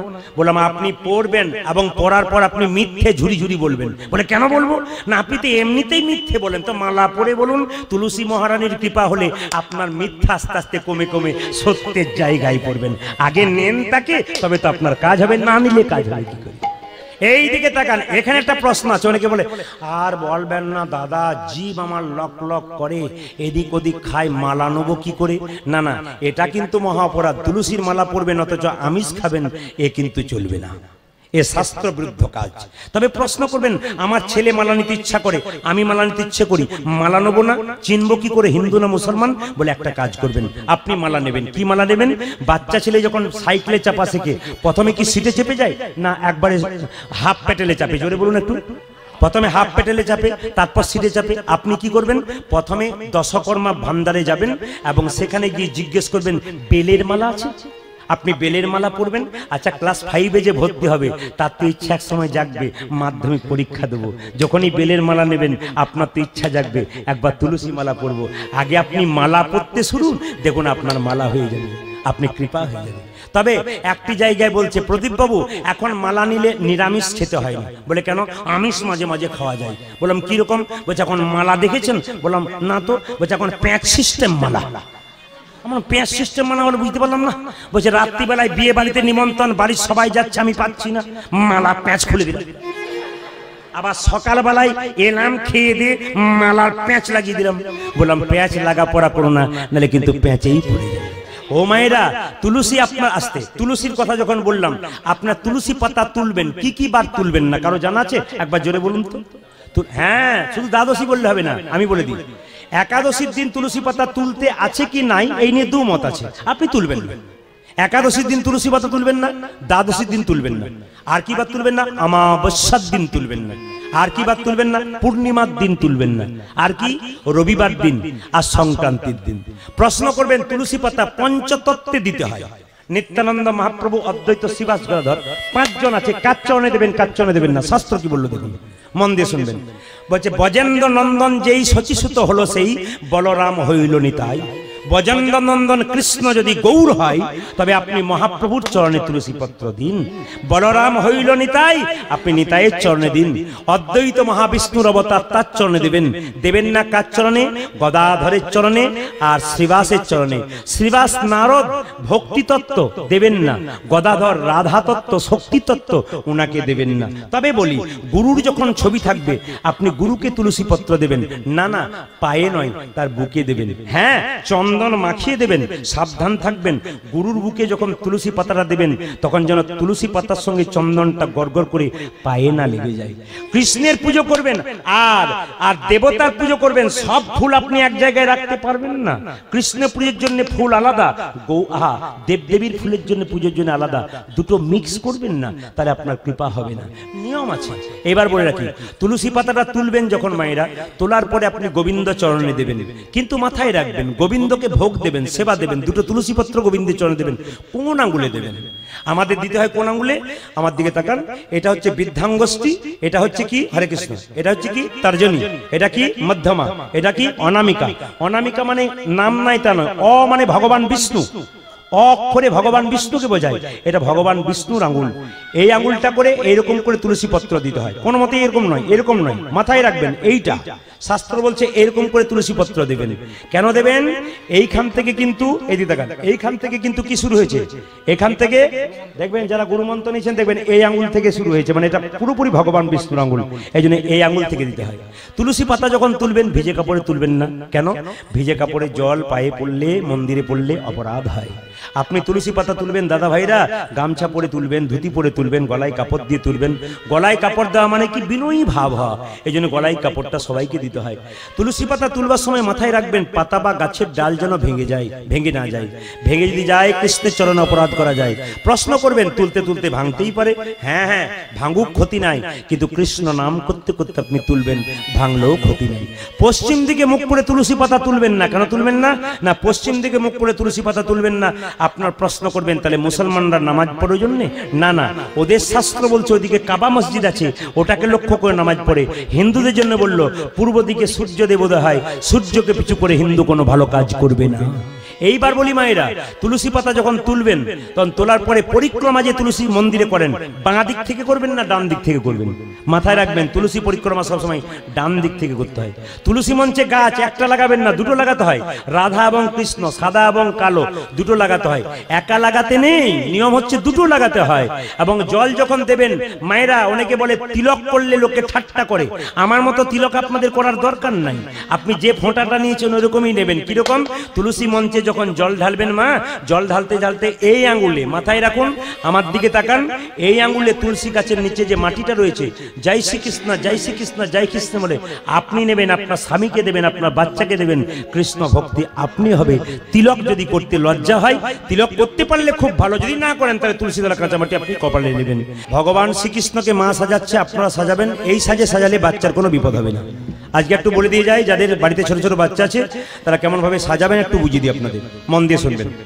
আপনারা বাচ্চার কপালে, ছোট বাচ্চাকে এই পাড়া থেকে ও পাড়া নিয়ে যান, বাচ্চার কপালে কি দিন জোরে বলুন? গোবরে ফোঁটা দিন। তো আর কি দিন মাইরা? কাজলে ফোঁটা। জোরে বলবেন হ্যাঁ না না?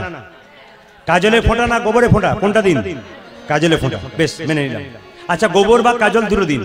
যশোমতী কিন্তু তার ছেলেকে কাজলের ফোঁটা দিত না, গোবরে ফোঁটা দিত। কি দিত? হরি চন্দনের মৃত্তিকা। প্রশ্ন করবেন হরিচন্দনের মৃত্তিকা কাকে বলে? আপনারা কাল থেকে দেবেন যাদের ছোট বাচ্চা আছে। এই হরিচন্দনের মৃত্তিকা কাকে কাকে দেবেন? বাচ্চাকে। কেন? ছেলে কোনো বিপদ হবে না। ভগবান শ্রীকৃষ্ণ গোষ্ঠে যেত, এত রাক্ষস রাক্ষসীকে মেরে ফেলেছিল, বধ করেছিল, কিন্তু কোনোদিন বিপদ হয় না। কেন? মা যশোদা তার কপালে হরিচন্দনের মৃত্তিকা দিয়েছিল। প্রশ্ন করবেন প্রদীপ বাবু বলুন হরিচন্দনের মৃত্তিকা কাকে বলে? একটু বুঝিয়ে দিই। মায়ের স্তনদুগ্ধ আর তুলসী তলা কাঁচামাটি ছেলের কপালে একসঙ্গে দিলে বাচ্চার কোনো অমঙ্গল হয় না। কি বললাম? মায়ের স্তনদুগ্ধ আর তুলসী তলা কাঁচামাটি একসঙ্গে ছেলের কপালে দিলে ছেলে কোনো বিপদ হয় না। তবে আপনারা বাচ্চাকে স্যাভলন দিয়ে স্নান করান না? জোরে বলুন হ্যাঁ না? ডেটল দিয়ে করান, আপনার সুদল দিয়ে করান। আমি একটা উপায় বলে যাবো, কাল থেকে করাবেন, বাচ্চার চর্মরোগ হবে না, বাচ্চার জীবনে কোনদিন চামড়ার রোগ হবে না। আমি একটা উপায়ের কথা বলি, এক বালতি জল নেবেন, কয়েক ফোঁটা গোমূত্র নেবেন, মাসে দুবার বাচ্চাকে ওই জলটা দিয়ে স্নান করান। 100% গ্যারান্টি দিচ্ছে আয়ুর্বেদ শক্তি, 100% গ্যারান্টি দিচ্ছে যশোমতী, 100% গ্যারান্টি দিচ্ছে রামদেবজির অনুষ্ঠান শুনবেন। আমি তো প্রত্যেক অনুষ্ঠান শুনি, প্রত্যেক জায়গা থেকে কথাগুলো নিই, আপনাদের সামনে বিশ্লেষণ করি, বর্ণনা করি। রামদেবজি বলছেন কারো যদি ক্যান্সার হয়, যা রোগের ওষুধ উঠেছে, গোমূত্র খেলে ক্যান্সার অনেকটা ভালো হয়ে যায়। রামদেবজির কথা অনেক বিশ্লেষণ করে তিনি পেয়েছেন, রিসার্চ করে পেয়েছেন। এই জন্য আপনাদেরকে বলি, যশোমতী তার গোপালকে কি করতো? যখন পুতনাকে বধ করেছিল, এক বালতি জলে গোমূত্র দিয়ে বাচ্চাকে স্নান করেছিল। বাচ্চার কোনদিন চর্মরোগ হবে না, চামড়ার রোগ হবার পর দেবেন না। এবার বলি, বাচ্চাকে কেউ নজর দেবে না। আজ একটা নতুন নিয়ম বলে যাব, সবাই শুনে নিন। যদি কেউ নিয়মটা ভালো করে জানতে চান, একটু ধীরে আপনারা আমার দিকে তাকাবেন, তাহলে বুঝতে পারবেন যে বাচ্চার শরীরে কোনোদিন কেউ নজর দিতে পারবে না। অনেকে বলে না, আমার নাদুস নুদুস বাচ্চা গো, লোকে নজর দিয়ে দেয়।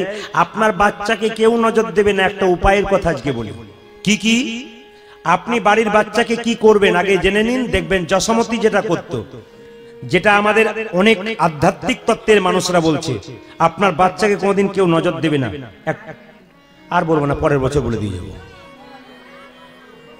এবছরই বলবো। আচ্ছা, এখন মায়েদের ধৈর্য একটু কম, এখনই বলুন। আচ্ছা বলে দিচ্ছি, এদিকে তাকান। বলছে 5টা তুলসী পাতা তুলবেন, ভালো করে শুনবেন কথাগুলো, আর আমাকে জিজ্ঞেস করবেন না। 5টা তুলসী পাতা গাছ থেকে তুলবেন, স্নান করুন। তুলে নিলেন, যত্ন করে তুলসী মন্দিরে রাখলেন। 2.5টা তুলসী পাতা, 5টার মধ্যে 2.5টা, মানে 2টো গোটা আর 2টো গোটা, আর অর্ধেকটা অর্ধেক।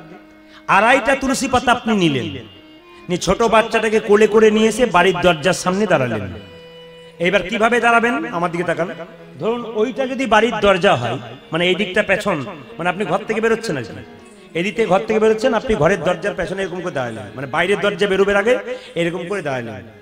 বাচ্চা ছেলেকে কি করলেন, সামনে আপনার দিকে দাঁড় করালেন, নিয়ে 2.5টা তুলসী পাতা কপাল থেকে এই কোমর পর্যন্ত, হরে কৃষ্ণ কৃষ্ণ কৃষ্ণ হরে হরে, হরে রাম রাম রাম হরে হরে, হরে কৃষ্ণ, বারবার স্পর্শ করবেন গোটা শরীরটাকে, একবার কোমর পর্যন্ত, হরে কৃষ্ণ কৃষ্ণ কৃষ্ণ হরে হরে, হরে রাম রাম রাম, হে কৃষ্ণ আমার ছেলের শরীরে কেউ যেন কুনজর দিতে না পারে, এই বলে তুলসী পাতাটা আপনি 3বার এইখান থেকে এই পর্যন্ত ঠেকাবেন।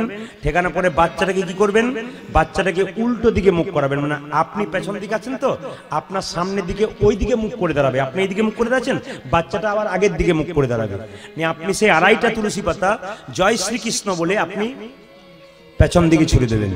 ছুড়ে দিয়ে বাচ্চাটাকে ভেতরে ঢুকে যেতে বলবেন। তারপর যে 2.5টা তুলসী পাতা ওই মাটিতে পড়ে গেল, আপনি ওই তুলসী পাতাটা জলে ফেলে দিয়ে স্নান করে আসবেন, আবার স্নান করবেন একবার, স্নান করে একটু গঙ্গা জল নিয়ে ওই 2.5টা তুলসী পাতা রইল, ওই তুলসী পাতাটা আপনি একটা মাদলি তৈরি করলেন, কিংবা একটা পলিথিনের মধ্যে ছোট্ট করে ভরে লাল কার দিয়ে বাচ্চার হাতে কিংবা গলায় বেঁধে দিলেন। দেখবেন 100% গ্যারান্টি দিচ্ছি, আপনার বাচ্চার কোনোদিন কুনজর কেউ দিতে পারবে না।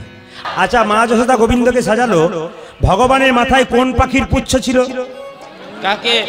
কাকের নাকি? ও ময়ূরে। আচ্ছা, আমার জানা নেই, একটু জানিয়ে দেবেন। ভগবানের মাথায় ময়ূরের পুচ্ছ ছিল। আচ্ছা মায়েরা, ভগবান কৃষ্ণ ময়ূর পুচ্ছ মাথায় নিলেন কেন? কাক বা কোকিলের পুচ্ছ নিতে পারতো। এইদিকে তাকাবেন, আসল তত্ত্বটা কি? ময়ূর ময়ূরী মিলন করে না, অথচ তাদের বাচ্চা হয়, ওই জন্য ময়ূরীর পুচ্ছটা ভগবান শ্রীকৃষ্ণ মাথায় নিলেন। এদিকে ময়ূরের পুচ্ছ কেন নিলেন? ময়ূরী মিলন করে না, বাচ্চা হয়। আপনার প্রশ্ন করবেন বিজ্ঞান কি বলছে? বিজ্ঞান পর্যন্ত হেরে গেছে। কেন? যেখানে মিলন হয় না সেখানে সঙ্গম হয় না, যেখানে বাচ্চা হয় কি করে? কিন্তু আপনারা শুনে নিন, ময়ূরীর কিভাবে বাচ্চা হয়। বলছে ময়ূর ভাদ্র মাসে পেখম তুলে নাচে, নাচতে নাচতে মাটিতে বীর্য স্খলিত করে, সেই বীর্য হাওয়া পেয়ে যখন আকাশে উড়ে যায়, মুড়ির মতো আকার ধারণ করে, ময়ূরী ওগুলোকে মুড়ি ভেবে খেয়ে নেয়, তার থেকে ডিম হয়, তারপর বাচ্চা হয়। ভগবান শ্রীকৃষ্ণ ময়ূর পুচ্ছটাকে রেখে জগৎকে শেখালেন, আমার প্রেমের মধ্যে কোনো কামনা নেই, বাসনা নেই, আমার মতো প্রেম যদি কেউ করতে পারে তবে প্রেমময় ভগবান শ্রীকৃষ্ণকে লাভ করতে। এইবার বলে দিই আপনাদেরকে, আচ্ছা ভগবান শ্রীকৃষ্ণের ময়ূর পুচ্ছটা বাম দিকে হেলেছিল না ডান দিকে হেলেছিল? জোরে বলুন, একটু জোরে বলবেন, বাম দিকে না ডান দিকে? অনেকে চুপচাপ আছে, বলছে ফোন করে কালকে জানিয়ে দেবো, আজ আর বলতে পারবেন না। এইদিকে বলছে ভগবান শ্রীকৃষ্ণের ময়ূর পুচ্ছটা বাম দিকে ছিল। এখন প্রশ্ন হবে, ময়ূর পুচ্ছ ডান দিকে গেল না বাম দিকে রইল কেন, মাঝে রইল না কেন? এখন একটা বাড়িতে অনেকগুলো মেয়ে থাকলে ঝগড়া হয়, কি নিয়ে হয়? আপনাদের এখানে নয়, আমাদের ওদিকে হয়। কি নিয়ে? কাজ নিয়ে। ও খালি ছপ করে বসে টিভি দেখবে আর আমি খেটে খেটে মরবো, ঝগড়া হয় না? ভগবানের শরীরে যারা আছে তাদের মধ্যে ঝগড়া হচ্ছে। ময়ূর পুচ্ছ বলছে, নূপুর আমি হলাম বড় লোক, আমি থাকি গোবিন্দের মাথায়, তুই ছোট লোক, তুই থাকিস গোবিন্দের পায়ে। আচ্ছা বলুন তো, আপনারা গোবিন্দের চরণ পেতে চান না বদন পেতে চান? কোনটা? কেন বদনটা কালো বলে পছন্দ হয় না? আসলে তা নয়, চরণ না ধরলে বদন পর্যন্ত পৌঁছাবেন কি করে? এই জন্য বলছে, তুই হলি ছোট লোক, আমি হলাম বড় লোক। দুজনের মধ্যে ঝগড়া হলে মাঝ থেকে একজনে বিচার করে, কে হাতে বাঁশি, বাঁশি কেঁদে কেঁদে বলছে, ময়ূর পুচ্ছ রে, এই জগতে যত সাধুগুরু বৈষ্ণব মুনি ঋষি আছে, তারা তো কোনোদিন গোবিন্দের মাথায় থাকতে চায় না, তারা গোবিন্দের চরণে থাকতে চায়। ওরে নূপুর রে, ওরে নববর রে, তুই যদি গোবিন্দের চরণে পেয়েছিস তবে সর্বশ্রেষ্ঠ জায়গা পেয়েছিস।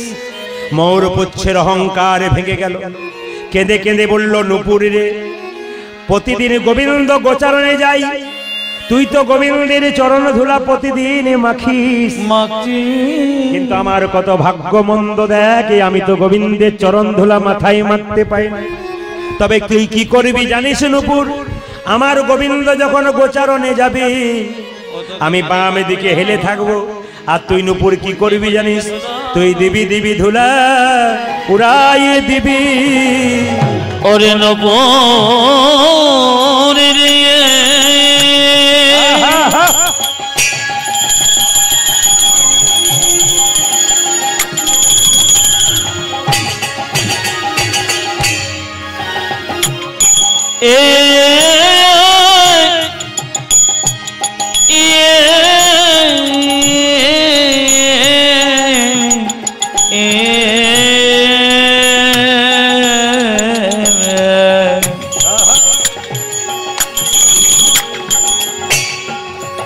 ও তো এ দেবে দেবে ধরা, ওরা যে দেবে মাথা পেতে ধারণ করব, দিবি দিবি ধুলা উড়াইয়ে দিবি।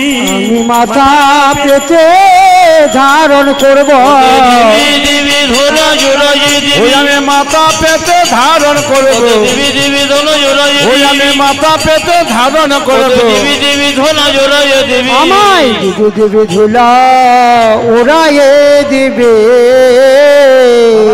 মৌর পুচ্ছ কত চালাক দেখুন, বলছে বাম দিকে হেলে আছিস, আর একটা কারণ আছে, সোজা থাকলে তো গোবিন্দ বদন দেখবো, বাম দিকে থাকলে গোবিন্দ বদন দেখবো, আর যদি আমি ডান দিকে থাকলে গোবিন্দ বদন দেখবো, আর বাম দিকে হেলে থাকলে গোবিন্দ বদন তো দেখবো, তার সঙ্গে আমি রাধা বদনে দেখতে পাবো, রাধা বদনে দেখতে পাবো, রাধা বদনে দেখতে পাবো, আমি রাধা বদন দেখতে পাবো, তো বামে হেলে রইব রাধা বদন দেখতে পাবো, আমি তাতে বামে খেলে রইব, রাধার বদন দেখতে পাবো, আমি তাতে বামে খেলে রইব, রাধা বদন দেখতে পাবো, আমি তাতে বামে খেলে রইব, আমি রাধা বদন দেখতে পাবো। একটা কথা বলে যাই, আপনার রাধা বদন দেখবেন, গোবিন্দ বদন দেখবেন, একটা কাজ করবেন, শাস্ত্রের কথা প্রত্যেকটি। এই কথাগুলো বলার পর তার আগে একটা কথা বলি, আমি যে কথাগুলো এখন বলবো ইউটিউবে প্রচুর শুনেছেন, শুনছেন, শুনবেন, আপনার আরো নতুন করে শুনবেন, কেন কৃষ্ণ কথা যত শুনবেন তত নতুন মনে হয়। এক একটা লীলা 50 বার শুনছে, তবু কেন পাগলের মতো শুনছে, কেন হরিনাম এবং অমৃত যার আস্বাদন কিন্তু শেষ হয় না, বারবার শুনবেন তবু বিরক্ত লাগবে না। একটা যাত্রাপালা বারবার শুনলে বিরক্ত হতে পারে, কিন্তু একটা কৃষ্ণের লীলা বারবার শুনবেন পাগল হবেন, কেন বলুন তো, আপনি যত শুনবেন তত আপনার মন আরো উন্নত হবে। একটু বলে রাখি, আপনারা যখন কীর্তন শুনে আজকে বাড়ি যাবেন, হরে কৃষ্ণ, এগুলো 1 মাস করুন, যে যেখানে দাঁড়িয়ে আছেন, যে যেখানে বসে আছেন, মন দিয়ে শুনবেন, এই কাজটা 1 মাস করুন। 1 মাস পর আমাকে ফোন করে বলবেন, যদি আপনার পরিবর্তন না হয় আপনি করবেন না, আর পরিবর্তন যদি কিয়দংশ হয় আপনি দেখবেন আপনার জীবন কেমন সুন্দর হয়। যারা প্রসাদ ভোজী, যারা ভক্ত মানুষ, তাদের জন্য বলি নাই, যারা এখন ভক্তের আসরে এসেছেন, সিদ্ধান্ত নিতে এসেছেন, যুক্তি নিতে এসেছেন, তারা শুনবেন কি করলে কৃষ্ণ ভজনা করা যায়। আপনি রাত্রিবেলায় যখন বিছানায় শোবেন, হরে কৃষ্ণ, রাত্রিবেলায় যখন বিছানায় শোবেন, বালিশে মাথাটা দেবেন, এই বলে দেবেন, ওম পদ্মনাভায় নমঃ। আপনারা বলবেন পদ্মনাভায় কার নাম? ভগবান বিষ্ণুর নাম। আপনি ওম পদ্মনাভায় বলে আপনি শোবেন, বালিশে মাথা দেবেন। অনেকে প্রশ্ন করছেন, এত কঠিন কথা ভুলে যেতে পারি, সহজ করে দিন। হ্যাঁ হ্যাঁ, মাস্টার মশাই দিয়ে সহজ করে দেওয়াই তো কাজ। এইদিকে মাস্টার মশাই দিয়ে সহজ করার কাজ, আর ছাত্র বেশি ফাঁকিবাজ হয়, যত শর্টে পারা যায় তত ভালো হয়। যেমন আমরা যখন ইংরেজিতে আমরা 7 জন বন্ধু, মানে 4 জন বান্ধবী আর 3 জন বন্ধু, এই 7 জন ইংরেজিতে আমি করেছিলাম। তো আমাদের নিয়ম ছিল কি, 5টা নোট পড়তো, 5টাতে 5 20 100 হবে। তো আমরা স্যারের কাছে যেতাম, 15টা দিত, বলে 15টা মুখস্থ কর, তাহলে তোরা 5টা কমন পেয়ে যাবি। তো স্যারের কাছে গিয়ে বলতাম, স্যার একটু কমিয়ে দিন। বেশ ঠিক আছে, 10টা করে দিলাম, ব্যাস আর কোনো ব্যাপার নেই, 10টার মধ্যে 5টা পাবি। আবার আমরা যুক্তি করলাম 7 জন মিলে, আবার একবার চল যদি কিছু হয়। আবার গিয়ে বললাম, স্যার আর কিছু কমিয়ে দিলে হয় না? বলে আর কোনো চান্স নাই। বারবার যখন যেতাম তখন, তবে শোন 8টা দিলাম, এই 8টার মধ্যে 5টা পড়বে, কোনো অসুবিধা নেই। আবার আমরা গেলাম, স্যার 8টা থেকে একটু কমিয়ে দিন, যদি কিছু করা যায়। এই কমানো অভ্যাস আছে বলে আপনাদের সহজ কথা দেওয়ার অভ্যাস আমার আছে। কেন? স্কুলে পড়ানোর অভ্যাস আমার ছিল, হতো, কিন্তু আজকে এমন একটা স্কুলে এসেছি যে স্কুলে এত সাধুগুরু বসতে হবে, চরম ধুলি আমি মাথায় পেয়েছি। এইটাই আমার আশীর্বাদ। কেন বলুন তো, একটা স্কুলের শিক্ষক হলে আমি একটা এলাকার লোককে চিনতে পারতাম। আজকে হরিনামে স্কুলে আসতে পেরেছি বলে কত সাধুগুরু বস্তবে চরণ ধরে আমি মাথায় করতে পেরেছি। আপনার আশীর্বাদ করুন। আর আপনাদের একটা কথা বলে যাই, আপনার শুধু ব্যবহার করতে শিখুন। কি ব্যবহার? আজকে যখন ঘুমাবেন আপনি রাত্রিবেলায়, বাচ্চা থেকে বুড়ো সবাইকে শিখিয়ে দেবেন। আপনার বাচ্চাটা ঘুমাচ্ছে না, তাকে বলবেন আমার সঙ্গে বল বাবা, হরে কৃষ্ণ কৃষ্ণ কৃষ্ণ হরে হরে, হরে রাম রাম রাম। সব সপিলাম গোবিন্দের চরণে, যা কিছু আমার সকলই তোমার, আমার কেবল তুমি। জীবনে মরণে জনমে জনমে প্রাণনাথ হইও তুমি। যা কিছু শব্দ তোমার, যা কিছু আমার সকলই তোমার, আমারই কেবল তুমি। জীবনে মরণে জনমে জনমে প্রাণনাথ হইও তুমি। হে গোবিন্দ, এই জগতে যে আমার মালিক স্মৃতিতে সিঁদুর দিয়েছে, সে তো চলে যেতে পারে অকালে, কিন্তু তুমি যদি আমার মালিক হও, এই জগতে সবাই আমায় ছেড়ে গেলেও তুমি আমায় কোনোদিন ছেড়ে যাবে না। এই প্রার্থনা ভগবানের কাছে করবেন, জীবন শুদ্ধ হবে বাবা। তাই এইদিকে তাকাবেন। যদি কারো ঘুম আসছে না, আপনি কি করবেন?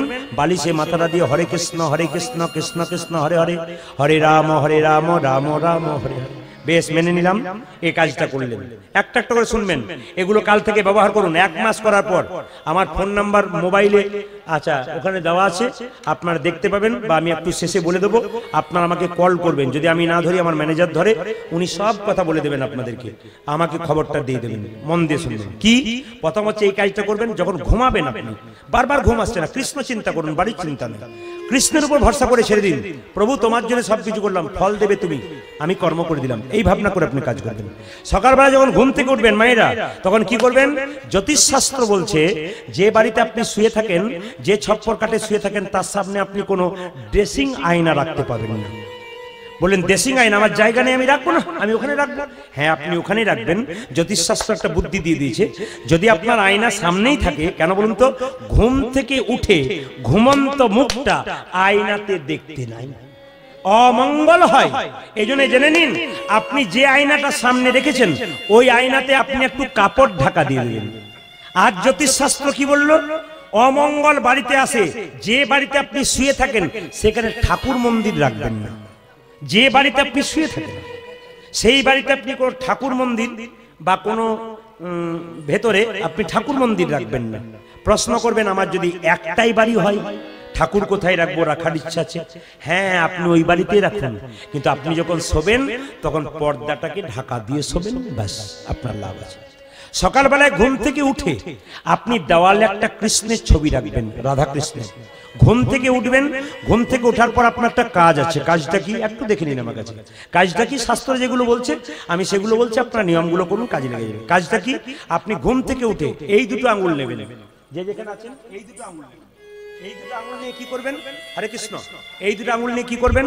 এই দুটো আঙুল নিয়ে এরকম করে হরে কৃষ্ণ কৃষ্ণ কৃষ্ণ হরে হরে, হরে রাম রাম রাম হরে হরে, হরে কৃষ্ণ কৃষ্ণ কৃষ্ণ হরে হরে। আপনি 2-3 বার করলেন এই আঙুলটা দিয়ে। এইবার কি করলেন? চোখ খুলে প্রথম কৃষ্ণের ছবিটা দেখলেন। যদি আপনারা মনে করেন, আস্তে, যদি আপনি মনে করেন কৃষ্ণ কাছে নাই বা রইল ক্ষতি নেই, আপনি একটা কাজ করলেন, কৃষ্ণকে প্রণাম করলেন। তারপর কি করলেন? করাগ্গে বসতে লক্ষ্মী, নিজের হাতটাকে দেখলেন, যে যেখানে আছেন। বাচ্চাকে ঘুম থেকে উঠাবেন। এমনকি আপনাদের কাছে কথা বলে রাখি, সেদিন একটা ছেলে বলছে, দাদা কিছু মনে করবেন, আমার 1.5 মাসের বাচ্চা। বলে কি? সে আপনার কীর্তন শুনে। বললাম কি বোঝে ও? বলে কি বোঝে জানি না, আপনার ছবিটা দেখে হাত নাড়ানো দেখে, আর ওইটা দেখলে ও দিব্যি খিলখিল করে হাসে, আর ওইটা দেখতে দেখতে গান শুনতে শুনতে ঘুমিয়ে যায়। আবার যখন লাগিয়ে দিই তখন আবার সুন্দর করে হাত পা নাড়াচাড়া করে। তো বললাম ও কিছু বোঝে? ওর কিছু বোঝে কেন? ওর ভেতরে কিছু ঢুকেছে, গোবিন্দের কৃপা হয়েছে। তো লক্ষ্য করুন আপনারা, এগুলো নিজের গুণে হয়, গোবিন্দের কৃপাতে হয়। লক্ষ্য করুন। আপনি কি করবেন মা? আপনি ওই হাতটাকে দেখবেন, দাদা ভাইরা সবাই হাতটাকে ঘুম থেকে উঠে এরকম করে দেখবেন, বাচ্চাটাকেও দেখাবেন, দেখিয়ে কি করবেন? বলে এরকম করে প্রণাম কর। এগুলো মা শেখাবে, মায়ের কাছে আচার শেখে, বাবার কাছে বিচার শেখে। আপনার সবসময় রয়েছেন বাচ্চাকে শেখাবেন, বাচ্চাকে পড়াবেন। অয়ে অজগরটি আসছে তেরে, আয়ে আমটি খাবো পেরে, হস হইতে ইঁদুরছানা ভয়ে মরে, দীর্ঘ হইতে গল পাখি পাছে ধরে। আমার সবচেয়ে ভালো লাগে এইটাই। আমার সবচেয়ে দামি লাগে এটাই, আমার কীর্তন নয়, মহাপ্রভুর কৃপায় যত কীর্তন ছেড়েছি কম বয়সের ছেলেগুলো যাদের নতুন বিয়ে হয়েছে, ছোট বাচ্চা হয়েছে, তারা এসে বলছে আমার মেয়েটি যেন কৃষ্ণ ভক্ত হয়। তখন আমি বুঝে নিলাম এই বয়সের ছেলের মধ্যে ঢুকেছে, ওই মেয়েটার মধ্যে কেন হবে না। ও এসে বলছে আমার মেয়ে হয়েছে ছোট্ট, আপনি আশীর্বাদ করুন যেন কৃষ্ণ ভক্ত হয়। এই যে একটা ভেতরে ঢুকে গেছে, এটাই তো লাভ, এইটাই লাভ। আপনি শেখান, আপনার বাচ্চাটার হবে। বাচ্চাকে কি করবেন, হাতটাকে এমনি করে দেখে প্রণাম করবেন। শাস্ত্র কি বলছে, কেন প্রণাম করবেন? এখানে হাতটাতে জল নিয়ে আচমন করেন কেন? করাগ্গে বসতে লক্ষ্মী, করমূলে তু সরস্বতী, করমধ্যে গোবিন্দম, প্রভাতে কর্দর্শনম। করাগ্গে বসতে লক্ষ্মী, এখানে মা লক্ষ্মী থাকে। করমূলে তু সরস্বতী, এখানে সরস্বতী থাকে। করমধ্যে গোবিন্দম, এখানে ভগবান কৃষ্ণ থাকে। প্রভাতে কর্দর্শনম, সকালবেলায় যে কর্দর্শন করে তার গোবিন্দ দর্শন হয়। মন দিয়ে শুনবেন। যখন আপনি হাতটাকে দেখলেন, এবার আপনি যখন গুরুমন্ত্র ভজনার যদি সময় না থাকে, আপনি বিছানাতেই গুরুমন্ত্র ভজনা করবেন। প্রশ্ন করবেন, ছি প্রদীপ বাবু, বিছানায় গুরুমন্ত্র ভজনা করা যায়? ওটা তো অপবিত্র জায়গা। মায়েরা, মহাপ্রভু বলেছেন খাইতে শুইতে যথা তথা, যেখানে সেখানে হরিনাম করা যায়। রামকৃষ্ণ দেব বলেছে সোনার আংটি বাঁকা হোক আর ভাঙা হোক সে কিন্তু সোনা। ওই জন্য হরিনাম যে কোনো জায়গায় করো, পবিত্র। প্রমাণ দেখুন, মহাপ্রভু নীলাচলে গিয়েছিল, নীলাচলে গিয়ে পায়খানায় বসেছিল, জিভটাকে দাঁত দিয়ে চেপে ধরেছিল।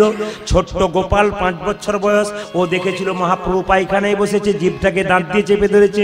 মহাপ্রভু যখন পায়খানা থেকে ফিরল, ছোট্ট গোপাল জিজ্ঞাসা করলো, আচ্ছা ঠাকুর তুমি যখন পায়খানায় বসেছিলে জিভটাকে দাঁত দিয়ে চেপে ধরেছিলে কেন? ছোট্ট গোপালকে মহাপ্রভু বলল, শোন তুই কি বুঝবি, তুই জানিস না ওই অবস্থায় নাম করলে অপবিত্র হয়ে যায়। গোপাল বলল, গো প্রভু তুমি তো আমাকে শুনিয়েছ কুরুক্ষেত্রের যুদ্ধে ভগবান শ্রীকৃষ্ণ অর্জুনকে বলেছে মৃত্যুকালে কেউ যদি ভগবানের নাম করে তবে তার নাকি গোলক বৈকুণ্ঠ ধাম প্রাপ্তি হয়। আচ্ছা প্রভু, কেউ পায়খানায় বসেছে, তার বুকে প্রচন্ড যন্ত্রণা হয়েছে, কাছে কেউ নাই, সে কি তোমার নাম করতে পাবে না? সে কি হরিনাম করলে অপবিত্র হয়ে যাবে? মহাপ্রভু তাকে জড়িয়ে ধরে বলল, ওরে গোপাল, যার কাছ থেকে শিক্ষা পাওয়া যায় সে হলো গোপাল গুরু, আজ থেকে তোর নাম দিলাম গোপাল গুরু। মহাপ্রভু সেদিন শিক্ষা দিলেন খাইতে শুইতে যথাযথ হরিনাম করা যায়। মায়েরা, বিছানা থেকে যখন নামবেন, নামবার আগে পাটা মাটিতে ফেলবার আগে ওই মাটিকে প্রণাম করবেন। কেন?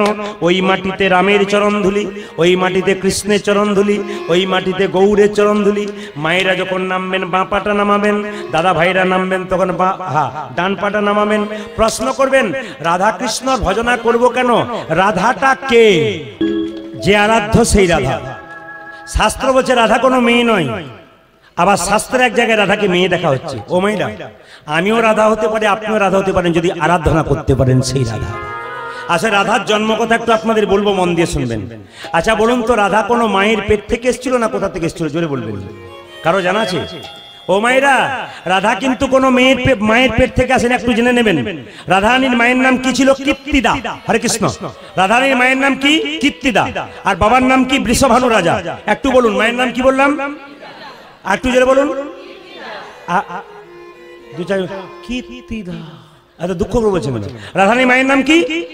বেশ। বাবার নাম কি? বৃষভানু রাজা। আসলে কীর্তিদা রানী বলে কথা।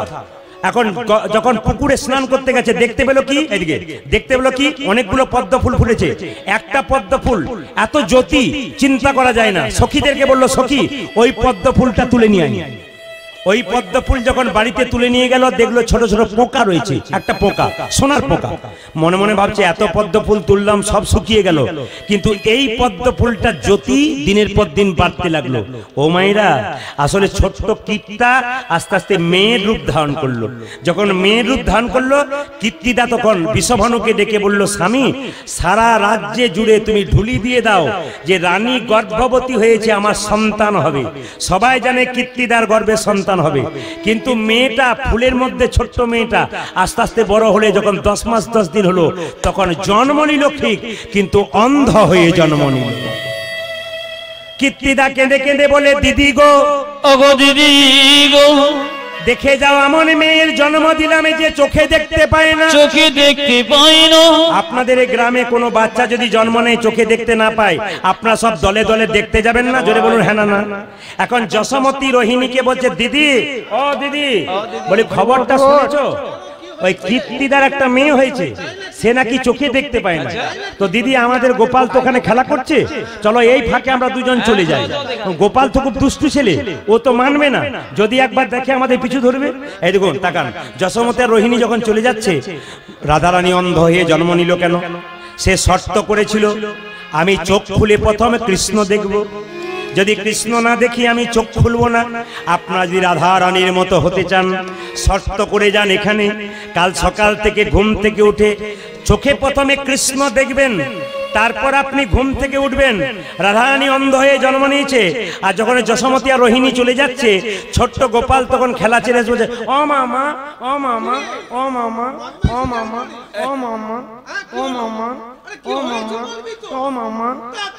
বাচ্চাদের নিয়ম কি? বাচ্চাদের ও মামা, ও মামা, ও মামা বলে না।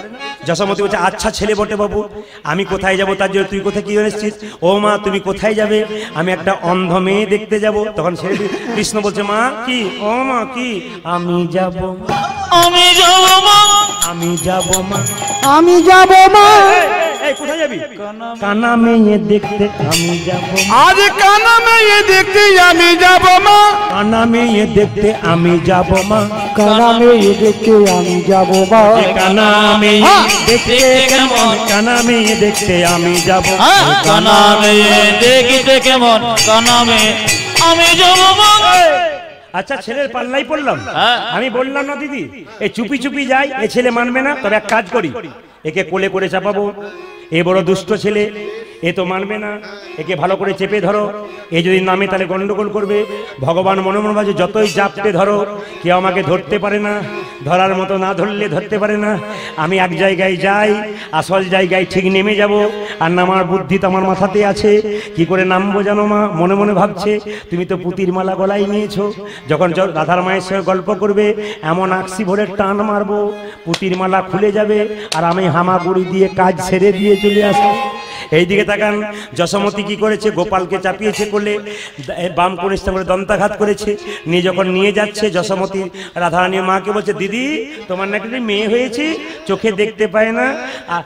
আচ্ছা কপাল দিদি তোমার, রাজার মেয়ে বলে কথা, কেমন অন্ধ হয়ে জন্ম নিয়েছে। ভগবান মনে মনে ভাবছে, ভগবান মনে মনে ভাবছে নামি কি করে, নামি কি করে, নামি কি করে। আঙ্গুলে আকসি লাগিয়েছে, মায়ের কোলে বসে আছে, মা জাপটে ধরে আছে, আর কৃষ্ণ তখন আঙ্গুলটাকে দিয়ে মার মার টান মারছে। যখন গল্প করছে এমন টান মেরেছে পুতির মালা। আচ্ছা ছেলে পাল্লাই করলাম, আচ্ছা দুষ্ট ছেলে, পুতির মালাটা কেমন খুলে দিল, একটা একটা করে কোরাও। যখন পুতির মালাটা কোরাচ্ছে, তখন গোবিন্দ কি করেছে? হামাগুড়ি দিতে দিতে দিতে দিতে রাধারানী যেখানে শুয়ে আছে সেখানে গিয়ে রাধারানীর বুকের উপরে চেপেছে। রাধারানী বলছে কে? আমি। কে?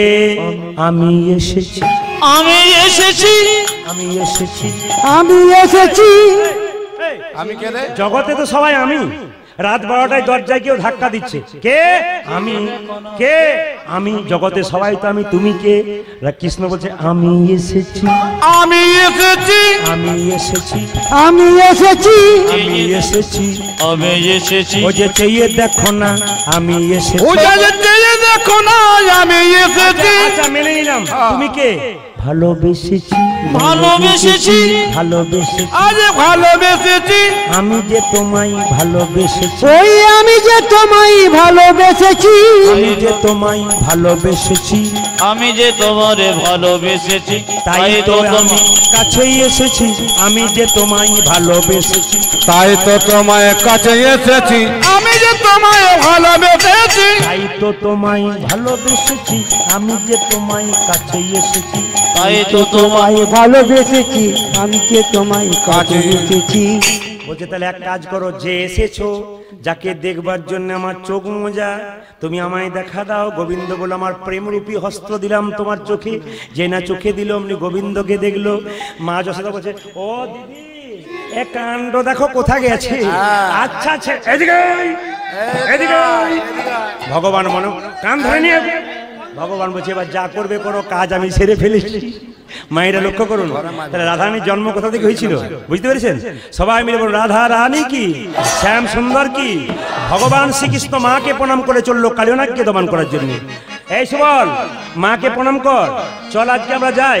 ওরে শনি রে সুবল এরও কথা, কালী দহদ রয়েছে যথা আমার শনির সবার মনের কথা কালী দহগে রয়েছে যথা শনিরে সবল মনের কথা কালী দহত রয়েছে যথা ও যে শনিরে সবল মনের কথা কালী দহজ রয়েছে যথা। বল, তোর মনে প্রশ্ন জাগলো না? আজকে দাদা বলে জন্মদিন, আজকে কেন এলাম জানিস? একটা ইচ্ছা আছে, শনিরে সুবল মনের কথা কালী দহত রয়েছে যথা। আজ শরীরে সবার মনের কথা কালী দহক রয়েছে যথা। কালী সর্পের দর্প করিব ক্ষয় ব্রজবাসী সবে পাবে রে ও অভয়। যে কালী সর্পে দর্প করিব ক্ষয় ব্রজবাসী সবে পাবে রে উভয়। কালী সর্পের দর্প করিব ক্ষয় ব্রজবাসী সবে পাবে রে অভয়। আমার কালী সর্বের দর্প করিব ক্ষয় ব্রজবাসী সব পাবে রে অভয়। বহু প্রাণীর প্রাণ বিনষ্ট করি দর্পে আত্মহারা হয়েছে ভার। আজ বহু প্রাণের প্রাণ বিনষ্ট করি তবে আত্মহারা হয়েছেন ভারী। বহু প্রাণীর প্রাণ বিনষ্ট করি দর্পে আত্মহারা হয়েছে ভার। ও যে বহু প্রাণীর প্রাণে বিনষ্ট করি দর্পে আত্মহারা হয়েছে ভারে। এই পথে চলা রে এই পথে চলা রে এই পথে চলা ওই আজ এই পথে চালাবে তুই আর আমি নয়, প্রধান গুলি লইয়ে এই পথে চলা। ওরে ও যে গোদানি গুলি লয়ে এই পথে চালা কানে রে। গোধনে গলি রয়ে এই পথে চলা রে গোদানি গুলি লয়ে এই পথে চালা রে। প্রধান গুলি লইয়ে এই পথে চলা। কানে গোধনে গলি রয়ে এই পথে চলা রে প্রধান গুলি লইয়ে এই পথে চলা। ওই আজ গোধনে গুলি লয়ে এই পথে চালাবে। সুবল বলছে না না, আমার মা মানা করেছে, ওদিকে কালিয়ানাগ আছে কি? ওই পথে যাব না। আমরা যখন গোষ্ঠে আসি না হ্যাঁ। তখন মা আমাকে নিষেধ করেছে কি নিষেধ করেছে? যে ওই পথে যাবি না। কেন? ওই পথে কালীনাগ আছে। কালিয়ানাগ আছে? না না, ওই পথে যাব না, আমরা ওই পথে যাব না। ওই পথে যাব না না। না ওই পথে যাব না। সদা করেছে মানা, ওই পথে যাব না। মা যশোদা করেছে মানা ওই পথে যাব না। আমার মা যশোদা করেছে মানা, ওই পথে যাব ওই না। আজ মাঝে সদা করতে মানায় ওই পথে যাব না। কৃষ্ণ কত চালাক দেখুন। এই সুবল, তুই তো ভয়ে যাবি না? কালীনাগ দেখতে আমার সাথ জাগিছে, আমার জাগছে, আমরা যাবো না তো কেউ যেতে যে দিবি না? এক কাজ কর, আমায় দেখাই হে দিবি, আমায় দেখা যে দিবি রে দেখাই হে দিবি। ওই আমায় দেখায় দিবি রে। কালীনাগ দেখতে কেমন দেখাই হে দিবি। আরে কালীনাগে দেখতে কেমন দেখায় এ দিবি রে। কালীনাগ দেখতে কেমন দেখাই হে দিবি। ওরে কালে নাকি দেখতে কেমন দেখা যে দিবি রে। এ সুবল, তুই তো ভয় করছিস, আমি যাই দেখে আসবো, তোদেরকেও বলিব, আমি তো দেখে হো বলিব তোদেরকেও বলিব। আমি তোদেরকেও বলিব। কালীনাগ দেখতে কেমন তোদেরকেও বলিব। ও যে কালীনাগে দেখতে কেমন তোদেরকেও বলবো। কালীনাগ দেখতে কেমন নাক দেখিতে সাজা। কালে নাকি আজ নাক দেখিতে সাজে গিতে কালে নাকি দেখতে আজ নাক দেখিতে সাজে ওরে গিতে কালে নাকি দেখতে আজ নাক দেখিতে সাজে ওরে গিতে কালে নাকি দেখতে আমি তোদেরকেও বলবো। ভাইরা, আসুন, আজকে কালীনাগকে যারা দমন করবেন তারা সবাই হাততালি দিয়ে রামকৃষ্ণ দেবের এই গানটা গান, দেখবেন আপনাদের কাজে লেগে যাবে। কি? হাতে করো কাম আর মুখে বলো হরি। এটা একবার হরিবাসরে সবাই গাইবেন, সবাই মিলে বাবু হয়ে বসুন, সবাই মিলে বাবু হয়ে বসুন, এবং একসঙ্গে ভগবান শ্রীকৃষ্ণ কি বলছে? হাতে করো কাম আর মুখে বলো হরি। কার বাণী? কৃষ্ণ বলছে, কিন্তু কার বাণী? কার বাণী? রামকৃষ্ণের বাণী। সবাই মিলে হাতে করো কাম আর মুখে বলো হরি, মানব জনম তোমার যাইবে গোতরি। হাতে করো কাম মুখে বলো হরি, মানব জন্ম তোমার যাইবে গোতরে। ও যে হাতে করো কাম আর মুখে বলো হরি, মানব জনম তোমার যাইবে গোতরি। ও যা যে হাতে করো কাম আর মুখে বলো হরি, মানব জনম তোমার যাইবে গোতরি। আসলে আমরা কীর্তন করতে যাই, আমাদের অনেক কিছু শুনতে হয়, তো আপনাদের এখানে নয়, প্রায় জায়গাতে যাই। আর দাদা কিছু মনে করবেন না, আমি অনুকূল ঠাকুরের ভক্ত, একটু ঠাকুরের কথা বলবেন। একজন বলছে না না আমি রামকৃষ্ণের লোক, আমাকে একটু রামকৃষ্ণের। একজন বলছে না না বিবেকানন্দের লোক, আমাকে একটু বিবেকানন্দে। কতজনের কথা বলি, তবে বলি যখন তখন ঠাকুরের কথা বলি। কি? অনুকূল ঠাকুরজি কি বললেন? আপনার হাতে করো কাম, এটা বলেছে রামকৃষ্ণের বাণী। আর হাতে করো কাম মুখে বলো হরি। মায়েরা এক কাজ করুন, অনুকূল ঠাকুর বলল হরিনাম করবার সময় নাই, ঝাঁট দিতে দিতে করো।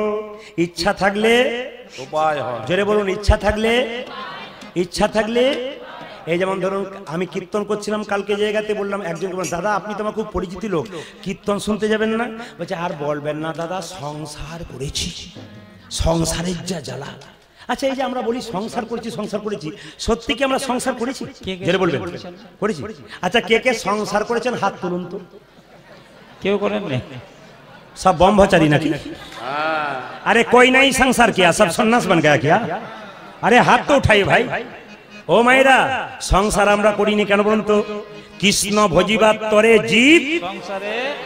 তাহলে সংসার করেছি না? সংসার ছিল, আমার বাবাও করে না, দাদুও করে না, কে করেছে? কৃষ্ণ ভজিবার তরে জীব সংসারে আইনু। আস্তে আস্তে ধীরে, এই জন্য তো মহাজন বললেন সংসার সুখের হয় পুরুষের গুণে। ঠিক ঠিক ঠিক ঠিক। দেখেছেন কেমন পাওয়ার? দেখেছেন এতক্ষণ চুপ ছিল দাদা ভাইরা, দেখছেন কেমন বলছে সংসার সুখের হয় পুরুষের গুণে, তখন দেখছেন কেমন লাগছেন? ও মায়েরা সংসার সুখের হয়, ও দাদা ভাইরা সংসার সুখের হয় রমণীর গুণে। আচ্ছা বলুন তো সব রমণীর গুণে হয় কিনা? যে মেয়েটি সকাল থেকে সন্ধ্যে পর্যন্ত স্বামীর পেছনে লেগে থাকে ওর গুণে হয়? জোরে বলুন।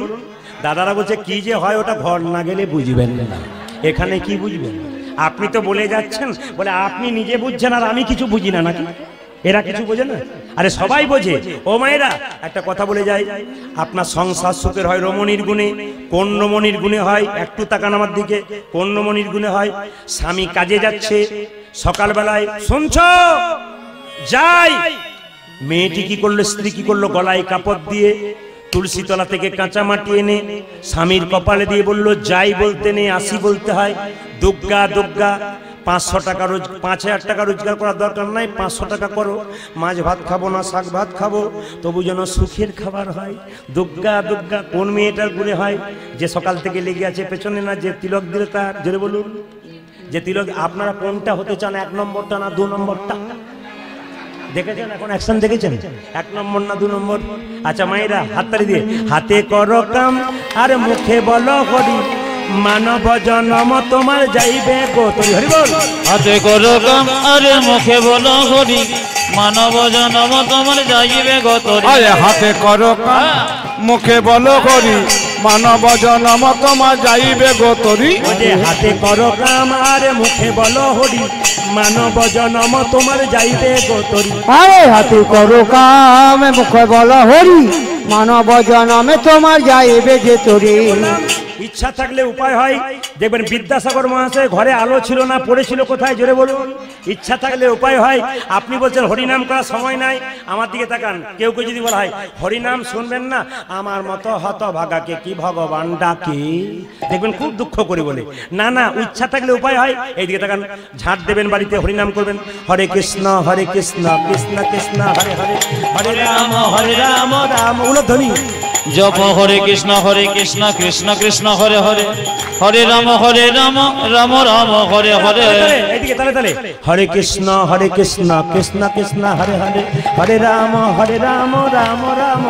হরে হরে কৃষ্ণ কৃষ্ণ কৃষ্ণ হরি হরি, হরে রাম রাম রাম হরি হরি। হাতে করো কাম আরে মুখে বলো হরি, মানব জনম তোমার যাইবে গোতরে। হাতে করো কাম মুখে বলো হরি, মানব জনম তোমার যাইবে গোতরি। হাতে করো কাম আর মুখে বলো। এবার কেমন কীর্তন আমার শোনেন, এখনই প্রমাণ হয়ে যাবে। ঝাঁটা কিনতে হয় কি বার? বৃহস্পতিবার। প্রমাণ নিচ্ছি আমি, টেস্ট করছি যে কেমন পরীক্ষা দিচ্ছে। ঝাঁটা কি বার কিনতে হয়? আচ্ছা হ্যাঁ, খুব খুশি, আমি খুব খুশি। 2-4 জন বলছে কি আপনার কীর্তন তো আমার মুখস্থ, সব জায়গায় বলে। আচ্ছা মুখস্থ তাহলে বলেন ঝাঁটা কিবার কিনতে হয়? শনিবার। আচ্ছা আচ্ছা দাঁড়ান, জোরে বলবেন। একসঙ্গে কটা ঝাঁটা কিনতে হয়? 3টে। আচ্ছা 3টে ঝাঁটা কিনতে হয়, 3 জায়গায় রাখতে নাই বাড়িতে। কোথায় কোথায়? কীর্তনে মজা আছে, দেখুন কেন কোথায় কোথায়।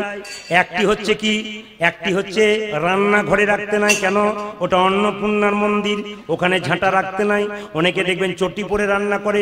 দিদি চটি পরে রান্না করছেন, এটা তো আমার রান্নাঘরের চটি। আবার দেখবেন ফ্যাশন কত, দেখবেন আবার এখনকার এখন দেখবেন ফ্যাশন, অশান্তি যত। গাড়ি বাড়ি আছে, অশান্তি কেন? একটু বুঝিয়ে দিই। অনুকূল ঠাকুরের বাণী, গাড়ি বাড়ি আছে অশান্তি কেন? দেখবেন অনেকে বলে এখানে বেডরুম, এটা রান্নাঘর আর অ্যাটাচ বাথরুম। কি ফ্যাশনের কথা, অ্যাটাচ বাথরুম মানে অ্যাটাচটা কোথায়? রান্নাঘরের পাশে অ্যাটাচ। যেখানে অন্য না না আপনারা করে ফেলেছেন, অনেকে বলছেন আর বলবেন না, জায়গা নাই, করে ফেলেছি। আগেকার শান্তি ছিল না, এখন শান্তি আছে। যেটা বলুন, মায়েদেরকে বলে রাখি, ঝাঁটা আর কোথায় রাখবেন না, ঠাকুর ঘরে রাখবেন না, হরে কৃষ্ণ। আর ঝাঁটা কোথায় রাখবেন না, সবার ঘরে স্বামী স্ত্রী যেখানে সে থেকে ঝাঁটা রাখবেন না। ঝাঁটা রাখলে কি হয়, যে ঝাঁটা রাখবেন তার কীর্তনে যে কত মজা আছে। ও মায়েরা, একটা কথা বলে রাখি, স্বামী স্ত্রীতে ঝগড়া হবে না, দুটো মন্ত্র শিখিয়ে যাব, বলবো না, বাদ দিয়ে যাবো। বাবারে মায়েরা বলছেন বলুন বলুন, ওই জন্য তো রাত জেগে কীর্তন শোনা। আর দাদারা বলছে এতদিন পরে আপনি আমাদের হয়ে বললেন, কেউ বলেন আজকে বলুন। হ্যাঁ বলি, আর জন্ম শুনতে হবে না, যা অবস্থা ঝাঁটা। আমি আগে বলে দিই, জায়গাটা যাই তারপরে। ও মায়েরা সবাই লক্ষ্য করুন, যে জায়গাতে ছিলাম একটু মন দিয়ে শুনে নিন। স্বামী স্ত্রীতে যদি ঝগড়া হয়, মনস্তত্ত্ববিদ বলছে, খুব দামি কথা, বিজ্ঞান ভিত্তিক যদি কীর্তন হয়, তাহলে শুনে রাখুন যে স্বামী স্ত্রীতে যে ঝগড়া হয় বা বাড়িতে যদি অশান্তি হয়, বাচ্চার মন প্রথম অ্যাটাক করে। আপনারা ভালো করে শুনবেন, একবারে বিজ্ঞান ভিত্তিক কথা বলবো। বাচ্চার মন প্রথম অ্যাটাক করে। প্রমাণ দিয়ে দিই আপনাদের, আস্তে আমি একটু প্রমাণ দিয়ে দিই, বাচ্চার মন কেমন অ্যাটাক করে, একটু বুঝতে পারবেন আপনারা। আমি কথা বললে বুঝতে পারবেন। বলছে দেখবেন, আমি এক জায়গায় বলেছি, একটা 18 বছর মেয়ের বিয়ে হয়েছে, তো বাবা তাকে বলছে, মা তাকে বলছে, খুকি শ্বশুর বাড়ি চললি, কাঁদিস না, আমারও খুব ব্যথা হয়, কিন্তু কথা দিলাম মা, প্রতি মাসে মাসে তোর ঘর যাব, একটি বিনয় তোর কাছে, কি আমি তোর বাবা হয়ে করজোরে বিনয় করি, কি শ্বশুর বাড়ি চললি, শ্বশুর মশাই শাশুড়ি মাকে সম্মান দিবি, ঝগড়া করবি না।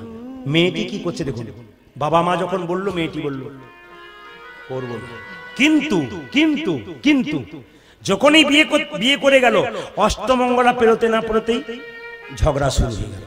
ছেলের বাবা মেয়ের বাবাকে বলছে, কেমন মেয়ে পাঠালেন, এসে খালি ঝগড়াই করছে। যখন অষ্টমঙ্গলা করতে এলো মেয়েটা, তখন মেয়ের মা আর মেয়ের বাবা বলছে, পুঁই পুঁই করে বললাম ঝগড়া করিস না, তবু তুই ঝগড়া করলি। মেয়েটা বলছে, মা 18 বছর ধরে যেটা শিখলাম ওটা করব, না শেষ দিনে যেটা শেখালে ওটা করব। বলছে বুঝতে পারলাম না। বলছে 18 বছর ধরে দেখলাম তুমি দাদু ঠাকুমার সঙ্গে ঝগড়াই করে গেলে, আমি তো ঝগড়া শিখলাম, শেষ জীবনে বললে কোনো লাভ হবে। আপনারা জেনে নিন, হাঁড়ি তৈরি করছে রাস্তে, হাঁড়ি তৈরি করছে কুমোর, হাঁড়ির কানা বাঁকা হয়ে গেল, তার জন্য দায়ী কে, হাঁড়ি না কুমোর? জোরে বলবেন। আপনার ছেলে মেয়ে আপনি তৈরি করতে পারেন না, দায়ী কে? আপনি দায়ী। আপনার বাচ্চা মেয়েটা দোকানে গেল কাপড় কিনতে, পোশাক কিনতে, ছোট্ট বাচ্চা, ও বলল বাবা খাটো পোশাক নেবো, আপনি কিনে নিলেন, ও তো অভ্যস্ত হয়ে গেল। ওর যখন 18 বছর বয়স হয়ে গেল, ও নিজেই খাটো পোশাক কিনলো, আপনার সামনে এসে দাঁড়ালো, বাবা মেয়ের সামনে দাঁড়ালে বাবা মেয়ের দিকে তাকাতে পারছে না, এমন পোশাক মেয়েকে দেবেন কেন? কেন দেবেন? আপনার সময় নষ্ট হয়ে যাবে। এইবার বলি, সেই মেয়ে যখন কিডন্যাপ হয়ে যাবে, সেই মেয়ে যখন কিডন্যাপ হয়ে যাবে, সরকারকে দোষ দেবেন, প্রশাসনকে দোষ দেবেন, কেন দেবেন আপনারা? সেই মেয়ে যখন রাত্রি 8টায় ফিরলো, তার গালে চড় মারলেন, কোথায় গিয়েছিলি তুই? কোন অসভ্য জায়গায় মিশেছিলি তুই? কিডন্যাপ হয়ে গেলি, মেয়েটার গালে চড় মারলেন না, মেয়েটার গালে চড়টা মারবার আগে আপনার গালে মারুন। আপনি ছোটবেলা থেকে বাচ্চাটাকে খাটো পোশাক দিতেন। এই জন্য কীর্তন শুনতে গেলে সমাজ পরিবর্তন করতে হয়, সমাজ পরিবর্তনের কথা শুনতে হয়। একটা প্রমাণ দেখবেন যে আপনাদের চাইতে আপনাদের বাচ্চারা কত বোঝে। এখানে দেখুন দুটো বাচ্চা আছে, এখানে একটা বাচ্চা আছে, ওইখানে একটা, এই তুই আসিস, এই 5 জন এখানে আছে, 5 জনে কিন্তু জোরে একসঙ্গে বলবি, আমি উত্তর চাইবো। ওখানে ছোট বাচ্চারা যারা আছিস, কেউ বড়রা দেবেন না, বাচ্চারা দেবেন। কি উত্তর? একবারে জোরে বলবি, পড়বি, দেখিস খুব সুন্দর। এরা কত অ্যাডভান্স দেখবেন। অনেক মেয়েরা বলে, বাবা কি আমার ছেলের একটু ব্যবস্থা করুন। বলে কেন? খালি সকাল থেকে কার্টুন আর কার্টুন, কার্টুন আর কার্টুন। আমি বলি, মা তুমি যে রাত্রি 1টা পর্যন্ত হোয়াটসঅ্যাপ করছো, তোমার ছেলে কেন কার্টুন করবে না? না না, তুমি করছো রাত্রিবেলায়, আর দিনের বেলায় করবে না, তো নিয়ম মাপি তো করে দেখাচ্ছেন। এগুলোর দিকে তাকাতে হবে। তো লক্ষ্য করুন, এই বাচ্চা মেয়েগুলো উত্তর দেবে, ছেলেগুলো উত্তর দেবে, দেখবেন এখনই। আচ্ছা বল তো রে খুকি, বাবা তুইও বলবি, মন দিয়ে শুনিস। ছেলে যখন বিয়ে করতে যায়, মানে বর যখন বিয়ে করতে যায়, তখন সাদা কাপড় ঢাকা দেয় তাকে। আচ্ছা মেয়েটাকে পিঁড়িতে করে চাপিয়ে আনে, তখন চোখে কি ঢাকা দেয়? জোরে বলবি, জোরে বল। দেখছেন কেমন পাটি বসে আছে, পান বলছি। কালকে যেখানে জিজ্ঞেস করছিলাম, 2-4টা ছেলে উঠে বললো আগে পান। আমার বাবার কি পাটি আছে রে, পান মায়েরা, আচ্ছা বলুন তো বিয়ের সময় পান কেন চোখে ঢাকা দেওয়া হয়? অত যদি জানবো তাহলে আপনাকে কেন ডাকবো? আর বলবেন না, একটু বলবেন। আচ্ছা পান কেন ঢাকা দেওয়া হয় জেনে নিন আপনারা। পান হলো যোগমায়া, পান হলো যোগমায়া। তার মানে কি, পানটাকে চোখে দিলেন, যখনই পান সরালো স্বামীর মুখ দেখলো, মায়ার যোগ হয়ে গেল, আমি তোমার তুমি আমার। এই গানটি এক জায়গায় গেয়েছি, এরকম বয়স্ক কাকা বাবুর বাড়িতে বাসা। উনি বলছেন বাবা প্রদীপ তোমার সব কীর্তনটা ভালো লাগলো, ওইখানটা আমার খটকা লেগে গেল। বললাম কেন? না তুমি যে বললে পান সরালে মায়া হয়, আমার 3টে ছেলে 3টে বৌমা মায়ায় নাই, খালি ঝগড়া করছে। বললাম কাকা বাবু মায়া থাকবে কি করে? পান সরানো আগে কতবার রাস্তায় দেখা হয়ে যাচ্ছে। পান থাকলে হবে আর হবে? হ্যাঁ, কীর্তনে মজা আছে কিন্তু যদি নিতে পারা যায়। ও মায়েরা বলে দিই, আমি একটা ভাগবত কথা, একটা বাস্তব কথা বলে লীলার মধ্যে যাবো, একটু মন দিয়ে শুনুন। স্বামী স্ত্রীতে ঝগড়া হবে না, দুটো কাজ একসঙ্গে করবেন। একটু শুনুন, প্রথমটা কি বাস্তব, একবার বাস্তব। কি করবেন? আমার বাড়ির পাশে স্বামী স্ত্রী ঝগড়া করছে, একটি মেয়ে গিয়ে বলল তোমরা দুজনে ঝগড়া করছো, আমাদের পাড়াটাকে নষ্ট করছো, নিজের ছেলেকে নষ্ট করছো, আমার ছেলের মাথা খাচ্ছ। এক কাজ করো, পাশের বাড়িতে যাও, পাশের গ্রামে সাধু বাবা এসছে, সাধু বাবার কাছে গিয়ে তোমরা মন্ত্রপুত জল নাও, দেখবে ঝগড়া তোমাদের হবে না। তো মেয়েটি আর স্বামীটি, মানে স্ত্রী আর স্বামী দুজন গেছে কার কাছে? সাধু বাবার কাছে। সাধু বাবা যারা হয় তারা তো একটু যেচে সেজে নেয়, কেমন ঝগড়া হয়। সাধু বাবা বলছে মা তুই কেন এলি? তোর মেয়েটি বলছে আর বলবেন না বাবা, খালি খুটুর খুটুর লেগেই আছে। তখন সঙ্গে সঙ্গে কে বেশি ঝগড়া করে? মেয়েটা তখন ছেলেটার দিকে তাকিয়ে বলছে, সাধু বাবা টেস্ট করছে, বলছে মেয়েটাকে, বলছে ছেলেটাকে, বলছে কে বেশি ঝগড়া? ছেলেটা বলছে। তখন সাধু বাবা বুঝতে পেরে গেল মেয়ে, ছেলেটি যদি 4টা বলছে তাহলে মেয়েটি 25টা বলছে। বললো মা, ছেলেটিকে বলে তুই যা, তুই যা, তোর সঙ্গে দরকার নেই। মেয়েটিকে দেখে বলছে মা তোর কোনো অসুবিধা নাই, ঝগড়া হবে না। এই দেখ ফুসফুস করে 1 বোতল জলে মন্ত্রপুত করে দিলাম, তোর স্বামী যখন ঝগড়া করতে 4টা বলবে তুই তো 25টা বলে ফেলবি। তুই কিছু না বলে মন্ত্রপুত জলটা মুখে ঢুকিয়ে নিবি, গিলবিও না ফেলবিও না। কিছু বুঝি না, এইরকম করে কীর্তন করলে 4টা পর্যন্ত হলেও কাকা অসুবিধা নেই। কেন কি করবেন, কোনো উপায় নাই। তো চলে বলুন রাধা রানী কি, শ্যাম সুন্দর কি, মদন মোহন কি। তাহলে গিলবি না ফেলবি না মানে কি? এই দেখুন জল মুখে নিয়ে হপ হপ হপ। আচ্ছা শাস্ত্র বলল কোন স্বামী স্ত্রী, কোন দম্পতি সবচাইতে সুখী? আস্তে, শাস্ত্র বলল কোন দম্পতি, কোন স্বামী স্ত্রী সবচাইতে সুখী? যার স্ত্রী বোবা, যার স্বামী হলো কালা, তার নাই কোনো জ্বালা আছে, জ্বালা আছে। এবার ভাগবতীয় কথাটা কি? স্বামী স্ত্রীতে ঝগড়া হবে না, দুটো কাজ একসঙ্গে করবে। ভজন ভজন ভজন ভজন ভজন ভজন ভজন ভজন ভজন ভজন ভজন ভয়কার বর্গীর যদন্ত না ভজন। স্বামী বেলা 3টে আসবে, তাকে দেবে, তারপর ভজন করবে, ঝগড়া নাই। আর স্বামী স্ত্রী সন্ধ্যাবেলায় একসঙ্গে হরি মন্দিরে বসে একটু ভজন করবেন, আপনাদের লাভ আছে। তাহলে আপনারা একটু সবাই মিলে মন দিয়ে শুনুন। ভগবান শ্রীকৃষ্ণ কালিয়নাগকে দমন করবে বলে কি করলো না, কালিয়নাগকে দমন করবার জন্য সোজা কদম্ব বৃক্ষের উপরে চাপলো। কিভাবে? হেরি যদু নন্দন দুষ্ট সর্প বিনাশন, আজ হেরি যদু নন্দন দুষ্ট সর্প বিনাশন, হেরি যদু নন্দন দুষ্ট সর্প বিনাশন। ও যা যে হেরি যদু নন্দন দুষ্ট সর্প বিনাশন। চড়িলেন চড়িলেন চড়িলেন কদম্বের ডালে, ও যে চড়িলেন কদম্বের ডালে, চড়িলেন কদম্বের ডালে, আজি চড়িলেন কদম্বের ডালে, কদমের উপরে চড়ি ঘনমাল সাটি ও মারি, যে কদম্ব উপরে চড়ি ঘনমাল সাটে মারি, কদম্বে উত্তল তরি ঘনমালি সাথে মারি। ঝাঁপি দিলেন ঝাঁপি দিলেন ঝাঁপি দিলেন কালী দহ জলে, ও যাজি ঝাঁপি দিলেন কালী দহ জলে, ঝাঁপি দিলেন কালী দহ জলে, ও যে ঝাঁপে দিলেন কালীদহ জলে, কারো দর্প রাখে না রে, কারো দর্প রাখে না রে, কারো দর্প রাখে ও যাই কারো দর্প রাখে না রে, হরি প্রাণ গোবিন্দ, কারো দর্প রাখে ও না, যে দর্পহারি প্রাণ গোবিন্দ কারো দর্প রাখে না রে, হরি প্রাণ গোবিন্দ, কারো দর্প রাখে ও না যাজি রে, দর্প হারি প্রাণ গোবিন্দ, কারো দর্প রাখে ও না যাজি রে, দর্প হারি প্রাণ গোবিন্দ, কারো দর্প রাখে না রে, ছাবা দিলেন কালে দহি ও জলে, যাজি ঝাঁপি দিলেন কালী দহ জলে। কৃষ্ণ যখন কালীদহের জলে ঝাঁপ দিয়েছে, কৃষ্ণের গায়ের রং কেমন জোরে বলুন? নীল পদ্মের মতো যখন ঝাঁপ দিয়েছে, কালীনাগ মনে মনে ভাবছে বাবা এ তো যেন কৃষ্ণ নয়, যেন একটা পদ্ম, যেন নীল কমল ভাসছে, যেন নীল কমল ভাসছে, নীল কমল ভাসছে, যেন নীল কমল ভাসছে, কালী দহের জলের মাঝে নীল কমল ভাসছে, কালে দহে জলের মাঝে, যেন নীল কমল ভাসছে, কালী দহের জলের মাঝে নীল কমল ও ভাসছে, জয় কালে দহে জলের মাঝে নীল কমল ভাসছে। মনে মনে ভাবছে না না আমার স্বভাব তো দংশন করা, কিন্তু আজ দংশন করবো না, কি করব, ওকে পুচ্ছতি জড়াবো, যেন পুছকে জড়াবো, পুচ্ছতি জড়াবো, উচ্চতে জড়াবো, দংশন করবো না ভাই পুচ্ছতি ও জড়াবো। জয় দংশন করবো না ভাই পুচ্ছতে জড়াবো। আচ্ছা নিম পাতা যতই মিষ্টি রসে ভেজান তেতো যায়, জোরে বলুন হ্যাঁ না না? স্বভাব যার, এদিকে স্বভাব যার যেমন সে তেমন করবে। একটু বলে রাখি, এ সংসারে কেউ কারো নয়, একটু মন দিয়ে শুনবেন। এইদিকে তাকান, সম্রাট আলেকজান্ডারের নাম শুনেছেন? জোরে বলুন হ্যাঁ না না? সম্রাট আলেকজান্ডার যখন মৃত্যুশয্যায় শুয়ে আছে, তখন সেনাপতিকে বলল, সেনাপতি আমার জীবনে 3টি ইচ্ছা তোমাকে পূর্ণ করতে হবে। সেনাপতি বললেন, স্যার আমি খাতা কলম নিয়ে দাঁড়িয়ে আছি, আপনি বলুন। আলেকজান্ডার বলল, প্রথম ইচ্ছা আমার একটা আছে, কি? আমি যখন মরে যাব সাধারণ লোক আমার মৃতদেহ বয়ে নিয়ে বেড়াবে না, 4 জন ডাক্তার কাঁধে করে নিয়ে বেড়াবে। কি বললো? 4 জন ডাক্তার, বাকি সাধারণ মানুষ নয়।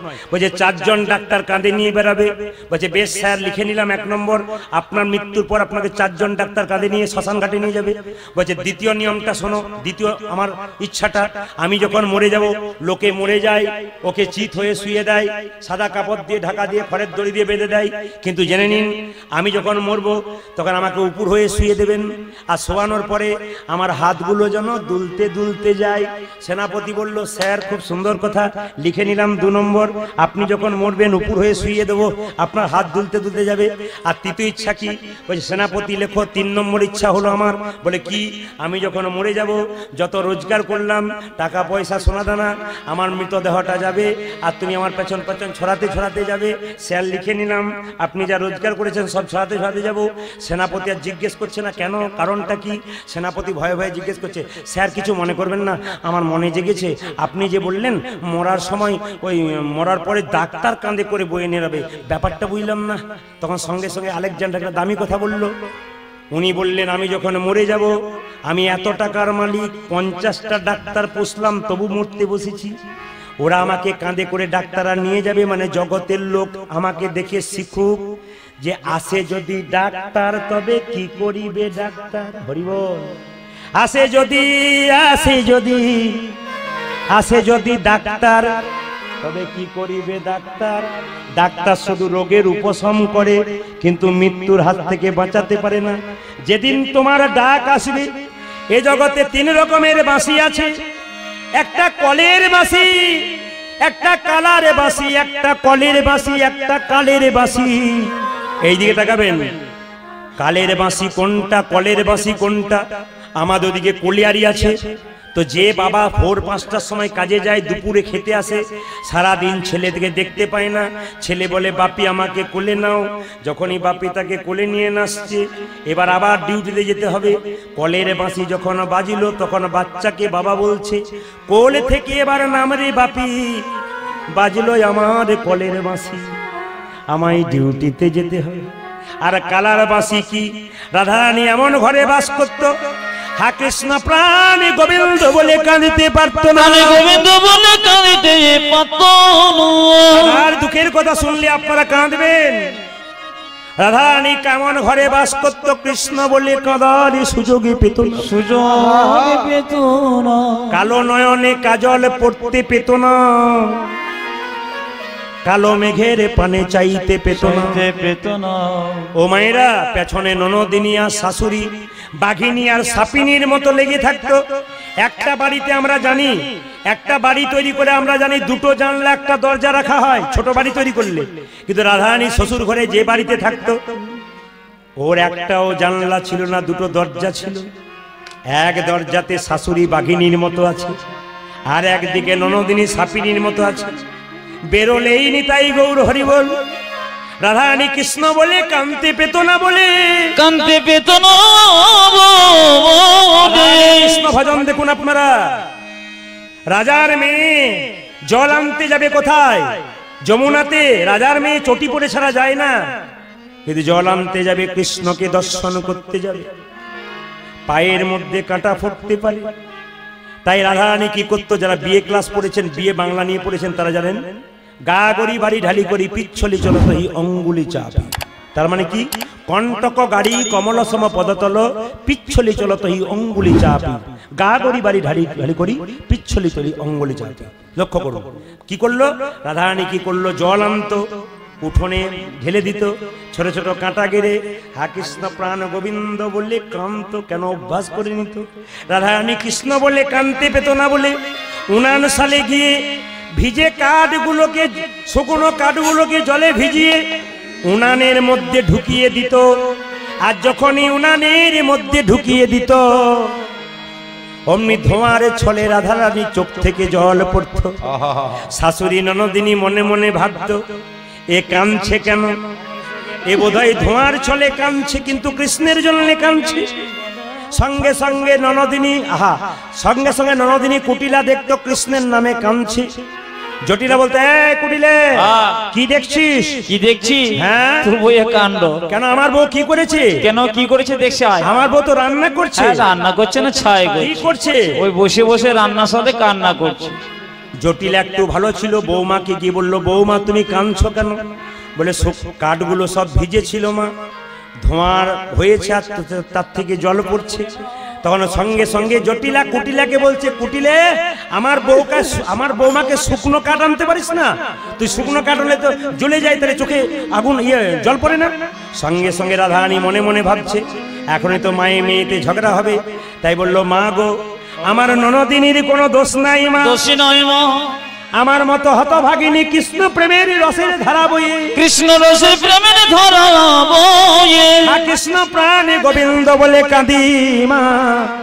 তবে এই জগতে শুকনো কাঠ হলে জলে, কিন্তু ভেতরে যদি কারো কৃষ্ণ সুখে শুকনা হয়, তবে শুকনা হলে আপনি জলে, সুখে না হলে আপনি জলে, শুকনা পেলে আপনি জলে, শুকনা হলে আপনি জলে, শুকনা হলে, শুকনা হলে, শুকনা হলে আপনি জলে, শুকনা হলে, শুকনা হলে, শুকনা হলে আপনি জলে, শুকনা হলে, শুকনা হলে, শুকনা হলে আপনি জলে, শুকনা হলে, শুকনা হলে, শুকনা হলে আপনি জলে, শুকনা হলে।